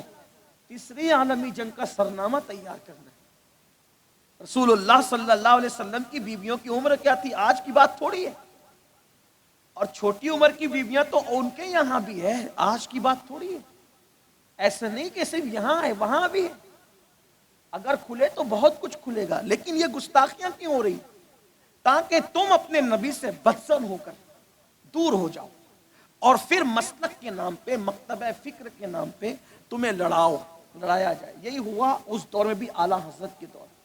ٹھیک، امام احمد رضا کا کارنامہ یہ ہے کہ انہوں نے محنت کی اور قوم کو گناہوں سے بھی بچا کر دین کی طرف کھینچ کر کے لائے، اور قوم کو ٹکڑیوں میں بٹنے کی بجائے، مکاتب فکر میں بٹنے کی بجائے ان کو وہاں سے کھینچا اور رسول اللہ کے قریب کیا۔ تو جس دور میں لوگ نبی کو گستاخی کر کے گالی دے رہے تھے کہ ان کو علم غیب نہیں، اس دور میں لوگ گستاخی کر کے نبی کو گالی دے رہے تھے کہ ان کو دیوار کے پیچھے کا علم نہیں، جس دور میں نبی کی گستاخی کر کے گالی دے رہے تھے وہ حاضر و ناظر نہیں، جس دور میں گستاخی کر کے گالی دے رہے تھے وہ ہماری طرح انسان ہے، جس دور میں گستاخی کر کے گالی دے رہے تھے کہ وہ تو اپنی بیٹی کو نہیں بخشوا سکتے، وہ تو اپنی اولاد کو نہیں بخشوا سکتے، اس طرح کی گالیاں دی جا رہی تھی، تو امام اہل سنت کی نظر میں قرآن کی یہ آیت تھی کہ امت کو متحد کر دو، امت کو فرقوں میں بٹنے مت دو، فرقوں میں بٹنے سے بچاؤ۔ قرآن کہتا ہے وَاعْتَصِمُوا بِحَبْلِ اللَّهِ جَمِيعًا وَلَا تَفَرَّقُوا، کہ اللہ کی رسی کو مضبوط پکڑو، فرقوں میں مت بٹو۔ قوم کو فرقوں سے بچانا ہے تو خدا کی رسی کو پکڑو۔ اب اللہ کی رسی کیا ہے؟ عبداللہ ابن عباس سے کسی نے پوچھا اللہ کی رسی حبل اللہ کیا ہے؟ ابن عباس کہتے ہیں ہوا محمد الرسول اللہ، محمد الرسول اللہ اللہ کی رسی ہے۔ تو امام احمد رضا نے لوگوں کو بتایا نسلوں میں، رنگوں میں، عرب اور عجم کے اندر نہ لڑو، برادریوں میں نہ لڑو، مکتبہ فکر کے نام پہ فرقے نہ پھیلاؤ، آؤ رسول اللہ کا دامن پکڑ کے پوری امت متحد ہو جائے، عرب والے بھی، عجم والے بھی، مصر والے بھی، شام والے بھی، یمن والے بھی، پوری دنیا کو متحد کرنا چاہا، کس پر؟ مصطفیٰ جان رحمت کی ذات پر، اور انہوں نے ایک ہی عنوان پہ محنت کی، وہ عنوان محبت رسول، وہ عنوان عشق رسول۔ جب لوگ رسول اللہ کے علم غیب کا انکار کر رہے تھے تو اللہ اکبر، وہ لوگوں کے سامنے اپنے مذہب کو، 1400 سال کے مذہب کو یوں پیش کر رہے تھے اللہ اللہ کہ اور کوئی غیب کیا تم سے نہا ہو بھلا، جب نہ خدا ہی چھپا تم پہ کروڑوں درود۔ جب لوگ کہہ رہے تھے وہ تو بڑے بھائی کی طرح ہے، تو میرا امام کہہ رہا تھا سرور کہوں کہ مالک و مولا کہوں تجھے، باغ خلیل کا گل زیبا کہوں تجھے، اور کہتے تیرے تو وصف عیب تنائی سے ہے بری، حیران ہوں میرے شاہ میں کیا کیا کہوں تجھے۔ جب لوگ کہہ رہے تھے، جب لوگ کہہ رہے تھے کہ رسول اللہ اپنی بیٹی کی شفاعت نہیں کر سکتے، اس وقت میرے امام کہہ رہے تھے اللہ اکبر، وہ کیا ہی ذوق افزا شفاعت ہے تمہاری، واہ واہ، قرض لیتی ہے گناہ پرہیزگاری، واہ واہ، اللہ اکبر۔ میں آج بھی کہنا چاہتا ہوں حضور کی گستاخیاں کر کرا کے نبی سے دور کیا جا رہا ہے، اور دوسرے مکتبہ فکر کے لوگ اگر موجود ہیں میں ان سے کہتا ہوں تھوڑا سنجیدگی سے سنو، تمہارے بڑوں نے جو غلطی کی وہ تم مت کرو، وہ مر گئے، قبروں میں چلے گئے۔ ہندوستان میں اگر دین بچانا ہے تو نبی کی توہین کر کے دین نہیں بچے گا، نبی کی تعریف کر کے بچے گا۔ مثال کے طور پہ ٹی وی کی ڈیبیٹ میں ایک بندہ کہہ رہا ہے، مثال کے طور پر کوئی بدعقیدہ بیٹھ کے کہہ رہا ہے کہ محمد عربی تو وہ ہے جو اپنی بیٹی کی شفاعت نہیں کر سکتے، ہے نا؟ حالانکہ یہی مولوی لوگ جلسے میں، جب مدرسے کا جلسہ ہوتا ہے چندے کے لیے، کہتے ہیں یہاں عالم بنتے ہیں، جو عالم کو استنجا کا ڈھیلا دے گا عالم اس کی بھی شفاعت کرے گا۔ چندہ لینے کے لیے عالم کی یہ فضیلت، اور گستاخی کرنے کے لیے بیٹی کی شفاعت نہیں کر سکتے۔ اب اس کا انجام کیا ہے ذرا غور کرنا، تعصب کی بات نہیں کر رہا، حقیقت بات کر رہا کہ بیٹی کی شفاعت نہیں کر سکتے۔ تو اب سامنے بیٹھا ہوا مشرک کہے گا کہ جو نبی اتنا کمزور ہو، جو اپنی بیٹی کو بخشوا نہیں سکتا، تو اس کا کلمہ پڑھنے کی بات کیوں کرتا ہے؟ دیکھ تو ہمارا فلاں تو اتنا طاقتور تھا کہ اس نے تو ہمالیہ اٹھا کر کے اڑتے ہوئے کہاں سے کہاں تک پہنچا دیا ہے نا، یہ بات ہو سکتی ہے نا؟ ٹھیک، کیا جواب دے گا؟ بچے گا کلمہ، بچے گی توحید، بچے گی رسالت۔ لیکن اگر کوئی مجھ جیسے سنی کے پاس آ کے کہے کہ میرا فلاں اتنا طاقتور تھا کہ ہمالیہ اٹھا لیا، میں نے کہا وہ ہمالیہ اٹھایا وہ کہاں تک ٹھیک ہے، وہ تو بعد میں بات کریں گے، لیکن میرا آقا اتنا طاقتور ہے کہ ہمالیہ کی اوقات کیا زمین سے کئی بڑا گنا، کئی گنا بڑا، زمین سے کئی گنا بڑا چاند میرے آقا نے زمین پہ کھڑے رہ کے اشارہ کیا تو اس کے ٹکڑے کرنے۔ کہاں ہمالیہ اٹھانا، کہاں چاند کے ٹکڑے کرنا، دونوں میں کیا فرق ہے؟ تو کیوں نہ ایسے طاقتور رسول کے ڈنکے بجاؤں، یہ بات ہے۔ تو رسول اللہ کی توہین سے دین نہیں پھیلے گا۔ امام احمد رضا نے پوری زندگی یہی کیا۔ اور بس اب بات سمیٹوں، امام احمد رضا کی زندگی پہ زیادہ بات نہیں کر سکتا، لیکن یہ بات جو بندہ بھی رسول اللہ کی وفا کے لیے محنت کرے گا، عشق پہ محنت کرے، پھر اس کو کوئی نوازے نہ نوازے، اس کو رسول اللہ ڈائریکٹ نوازتے، ہاں اس کو حضور ڈائریکٹ نوازتے۔ امام احمد رضا کو کوئی بدعتی کہے، کوئی خان صاحب کہے، کوئی کچھ کہے، کوئی مولوی کہے، لوگ حقارت سے ان کا نام لیتے ہیں، کہتے ہیں۔ کچھ لوگ کو تو تعصب ہے اور کچھ لوگوں کو غلط فہمی ہے۔ جن بھائیوں کو غلط فہمی ہے میں ان کی توجہ، تعصب والوں کو تو کچھ کہہ بھی نہیں سکتا، لیکن جن لوگوں کو غلط فہمی ان سے کہتا ہوں، اگر آپ پڑھے لکھے ہیں تو ایک مرتبہ فتاوی رضویہ پڑھو، ایک مرتبہ ہدایت کی بخشش پڑھو، ایک مرتبہ الامن والعلا پڑھو، ایک مرتبہ زبدۃ الزکیہ پڑھو، ایک مرتبہ کشف الشافیہ پڑھو، ایک مرتبہ پڑھو امام کی کوئی کتاب اٹھا کر اعتقاد الاحباب پڑھو، ایک مرتبہ پڑھو امام اہل سنت کی کوئی کتاب اٹھا کر، تمہیں پتہ چلے گا کہ اس شخص نے کیسے محبت رسول کے گل بوٹے پروئے ہیں اور محبت کی سرزمین پہ کیسے عشق کے پودے لگائے ہیں۔ آخری بات جو عرض کرنا چاہتا ہوں میرے امام کے حوالے سے وہ یہ، انہوں کی پوری محنت تھی، انہوں نے اپنے باپ داداؤں کا ذکر نہیں کیا، انہوں نے اپنے پیر پہ کوئی کتاب نہیں لکھی، انہوں نے پوری زندگی رسول اللہ کے گیت گائے، سب کو حضور کے قریب کرنا چاہا۔ وہ جانتے تھے میرے باپ کے نام پہ میں پوری امت کو متحد نہیں کر سکتا، اپنے پیر کے نام پہ پوری امت کو متحد نہیں کر سکتا، کسی خاندان یا کسی سلسلے میں پوری امت کو متحد نہیں کر سکتا، عرب و عجم کو اگر متحد کر سکتا ہوں تو رسول اللہ کے نام پہ کر سکتا ہوں۔ اور آج ہماری ذمہ داری ہے ہم بھی حضور کے عشق پر، حضور کی محبت پر، صحابہ اہل بیت کے عقیدے پر امت کو متحد کریں۔ انعام کوئی دے نہ دے حضور دیں گے۔ کیا انعام دیا؟ جو آخری بات عرض کرنا چاہتا تھا وہ یہ، ایک مرتبہ کا واقعہ ہے، ملک شام سے ایک بزرگ حکیم اجمل خان کے یہاں آتے تھے۔ حکیم اجمل خان کا نام سنا ہوگا آپ نے، بڑا حکیم، ان کو بڑے بڑے القابات ملے ہیں، بلکہ ان کو ملک الحکمہ کا جو وہ خطاب دیا گیا ہے۔ حکیم اجمل بڑے آدمی، بڑا حکیم گزرا ہے۔ تو حکیم اجمل خان کے یہاں ملک شام کے ایک سید صاحب آتے تھے، اور وہ سید صاحب حکیم اجمل کے یہی رکتے تھے، اعلیٰ حضرت سے ان کی کوئی ملاقات نہیں تھی۔ اور حکیم صاحب اور سید صاحب کے ساتھ اس زمانے میں الہ آباد ہائی کورٹ کے ایک وکیل صاحب تھے، ان کی دوستی ہو گئی تھی۔ اس طرح یہ تینوں کی دوستی تھی۔ ملک شام کے وہ جو سید صاحب تھے وہ صاحب کرامت بزرگ تھے، صاحب کشف تھے۔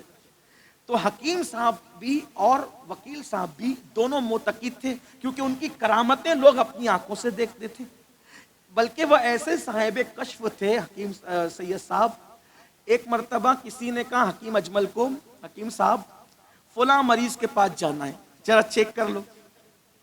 تو جب حکیم صاحب کے گھر سید صاحب آئے ہوتے تھے تو کہیں بھی جاتے تھے تو تینوں ساتھ ساتھ جاتے تھے، وکیل صاحب بھی اپنا کام چھوڑ دیتے تھے اور تینوں حکیم صاحب کے گھر رہتے تھے اور ساتھ ساتھ جاتے تھے۔ اب تینوں گئے، مریض کو چیک کیا، چیک کرنے کے بعد حکیم صاحب نے کہا اس کو تو کوئی مرض ہی نہیں ہے، کوئی مرض نہیں ہے، لیکن میں احتیاطاً کچھ دوا دیتا ہوں۔ تو سید صاحب نے کہا حکیم صاحب بدنام مت ہونا، کوئی دوا مت دو، یہ 3 دن بعد مر جائے گا، یہ 3 دن بعد یہ مریض مر جائے گا، بچے گا نہیں۔ انہوں نے کہا سید صاحب نبض بتا رہی ہے کچھ نہیں ہے اس کو، کہا مر جائے گا، کہا نہ مت دو دوا، اچھا دینا ہے تو 3 دن بعد دینا، تھوڑا رکو۔ ٹھیک 3 دن کے بعد وہ شخص مر گیا۔ سید صاحب کے پاس ایسا کشف تھا، ایسے بزرگ تھے سید صاحب، یاد رکھیے گا۔ اب یہ لوگ تو معتقد پہلے سے تھے اور معتقد ہو گئے۔ ایک دن یہ تینوں بیٹھے تھے، الہ آباد ہائی کورٹ کے وکیل صاحب، حکیم اجمل خان صاحب اور سید صاحب شام کے، ملک شام کے سید صاحب۔ ایک دن نکلا اعلیٰ حضرت کا تذکرہ۔ اس وقت لوگ اعلیٰ حضرت کو بڑے مولوی صاحب کہتے تھے۔ اعلیٰ حضرت کا ذکر نکلا، بڑے مولانا صاحب بریلی کے، بڑا علم ہے، بڑا تقوی ہے، بڑی پرہیزگاری ہے۔ تو جو ہائی کورٹ کے وکیل صاحب تھے، دیکھو جو دنیا کے پڑھے لکھے لوگ ہوتے ہیں وہ مولوی مولانا پیر لوگ کو جلدی سے خاطر میں نہیں لگا، یہ ان کو کیا آتا ہے، ایسے کچھ لوگ چڑے ہوئے ہوتے ہیں سب کے، حالانکہ سب ایسے نہیں ہوتے، کچھ آپ کے موربی کے جیسے لوگ، راجکوٹ جیسے گجرات ہندوستان کے اچھے لوگ اچھی بات کرتے ہیں، ایک کچھ لوگ بڑے مغرور ہوتے ہیں، جج صاحب ہو، وکیل صاحب ہو، اللہ ماشاءاللہ ٹیچر ہو، ڈاکٹر ہو، وہ مولوی مولانا کو پتہ نہیں کیا سمجھتے ہیں۔ خیر اپنے اپنے ظرف کی بات ہے، صاحب فضل کو سمجھتا ہے، عزت والا عزت والا کو سمجھتا ہے۔ کچھ لوگوں کے پیر ڈگریوں کی وجہ سے زمین پہ نہیں ٹکتے۔ بہرحال تو وکیل صاحب نے کہا چھوڑو یار اس کی بات، وہ مولوی کی بات چھوڑو۔ کیا کہا اس مولوی کی بات چھوڑو یار، وہ تہمات پرست مولوی ہے۔ میں نے سنا ہے کہ وہ بازاروں میں بھی سیدوں کے پیر چومتا ہے، کوئی پیر چومنے کی چیز ہے؟ کیونکہ اعلیٰ حضرت کی عادت تھی سید کا بچہ بھی ہوگا تو ہاتھ کے ساتھ اس کے پیر چوم۔ اعلیٰ حضرت کی عادت تھی عید کی نماز پڑھ کے کبھی ماں باپ کو سلام نہیں کیا، پہلے سید کو سلام کر کے مبارکباد دی، پھر ماں باپ کو سلام کیا۔ آپ غور فرمائیے، احترام تھا، یہ تعظیم تھی سادات کی۔ امام احمد رضا بڑی سادات کو نظر بھی دیا تو کبھی یوں نہیں دیا، ہمیشہ یوں دیا کہ میرے ہاتھ ان کے ہاتھ سے اوپر نہ ہو جائے۔ بڑی بات تھی ان کی، بڑے لوگوں کی بڑی بات ہوتی ہے، ایسے ہی تھا۔ اب میں نے سنا ہے کہ اتنا بڑا مولوی ہو کر وہ پیر چومتا ہے، اب بلکہ ایک سید صاحب کا اس نے نام بھی لیا، میں نام نہیں لوں گا، وہ فلاں کہ وہ اس کو کچھ آتا نہیں ہے اور وہ اس کے بھی پیر چومتا ہے، وہ سید صاحب کے۔ ملک شام کے جو سید صاحب تھے انہوں نے کہا خاموش، وکیل صاحب اب چپ ہو جاؤ، اگر دوستی برقرار رہنا ہے تو چپ ہو جاؤ، حکیم صاحب اس کو چپ کرو ورنہ آج سے تم دونوں سے دوستی ٹوٹے گی، کیونکہ یہ تمہارا بھی دوست ہے، آج کے بعد میں تمہارے گھر نہیں آؤں، ورنہ اس کو کہو چپ رہے۔ تو وکیل نے کہا حضرت میں آپ کو تھوڑی کہہ رہا ہوں، آپ نہ اس سے ملے، نہ اس کے مرید، نہ شاگرد، اتنی ہمدردی اس سے، اور میں تو تہمات پرستی کی بات کرتا ہوں۔ سید صاحب جذبے میں آئے، ان کی زبان سے حقیقت نکل گئی۔ انہوں نے کہا وکیل اگر میں نے اپنے نانا جان کی بارگاہ میں اسے اس حالت میں نہ دیکھا ہوتا تو میں کبھی اس کی تعریف نہ کرتا۔ اب دونوں نے کہا کس حالت میں دیکھا آپ کے نانا جان کی بارگاہ میں؟ کہا چھوڑ دو، وہ بات کرنے کی بھی چھوڑ دو۔ کہا نہیں آپ کو تو بتانا پڑے گا، جب حقیقت زبان پر آئی ہے تو پوری بتانا پڑے گی۔ تو تب سید صاحب نے فرمایا حکیم جی اور وکیل جی، یہ سید انہوں نے اپنے یہ سید کو اللہ نے وہ مقام عطا کیا ہے کہ میں حالت رویا میں اپنے نانا جان کی بارگاہ میں اکثر شریک ہوتا ہوں، ان کے دربار میں اکثر حاضر رہتا ہوں، میرے نانا نے مجھے وہ مرتبے عطا فرمائے۔ کہا ایک رات جب عالم رویا میں ان کی بارگاہ میں تھا تو اس وقت میں نے دیکھا کہ رسول اللہ تخت پر جلوہ گر ہے اور بڑے بڑے اللہ والے بیٹھے ہوئے ہیں، اور ایک جوان کو حضور فرماتے ہیں اٹھو اور میرے سامنے میری شان بیان کرو۔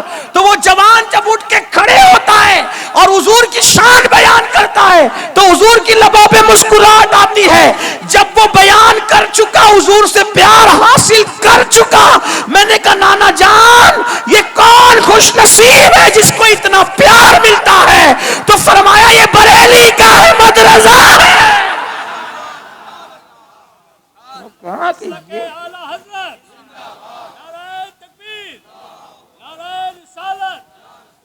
یہ تھے امام احمد جو رسول اللہ کی وفا کرتا ہے، حضور اس کو یہ مرتبہ عطا، یہ مقام عطا فرماتے ہیں حضور۔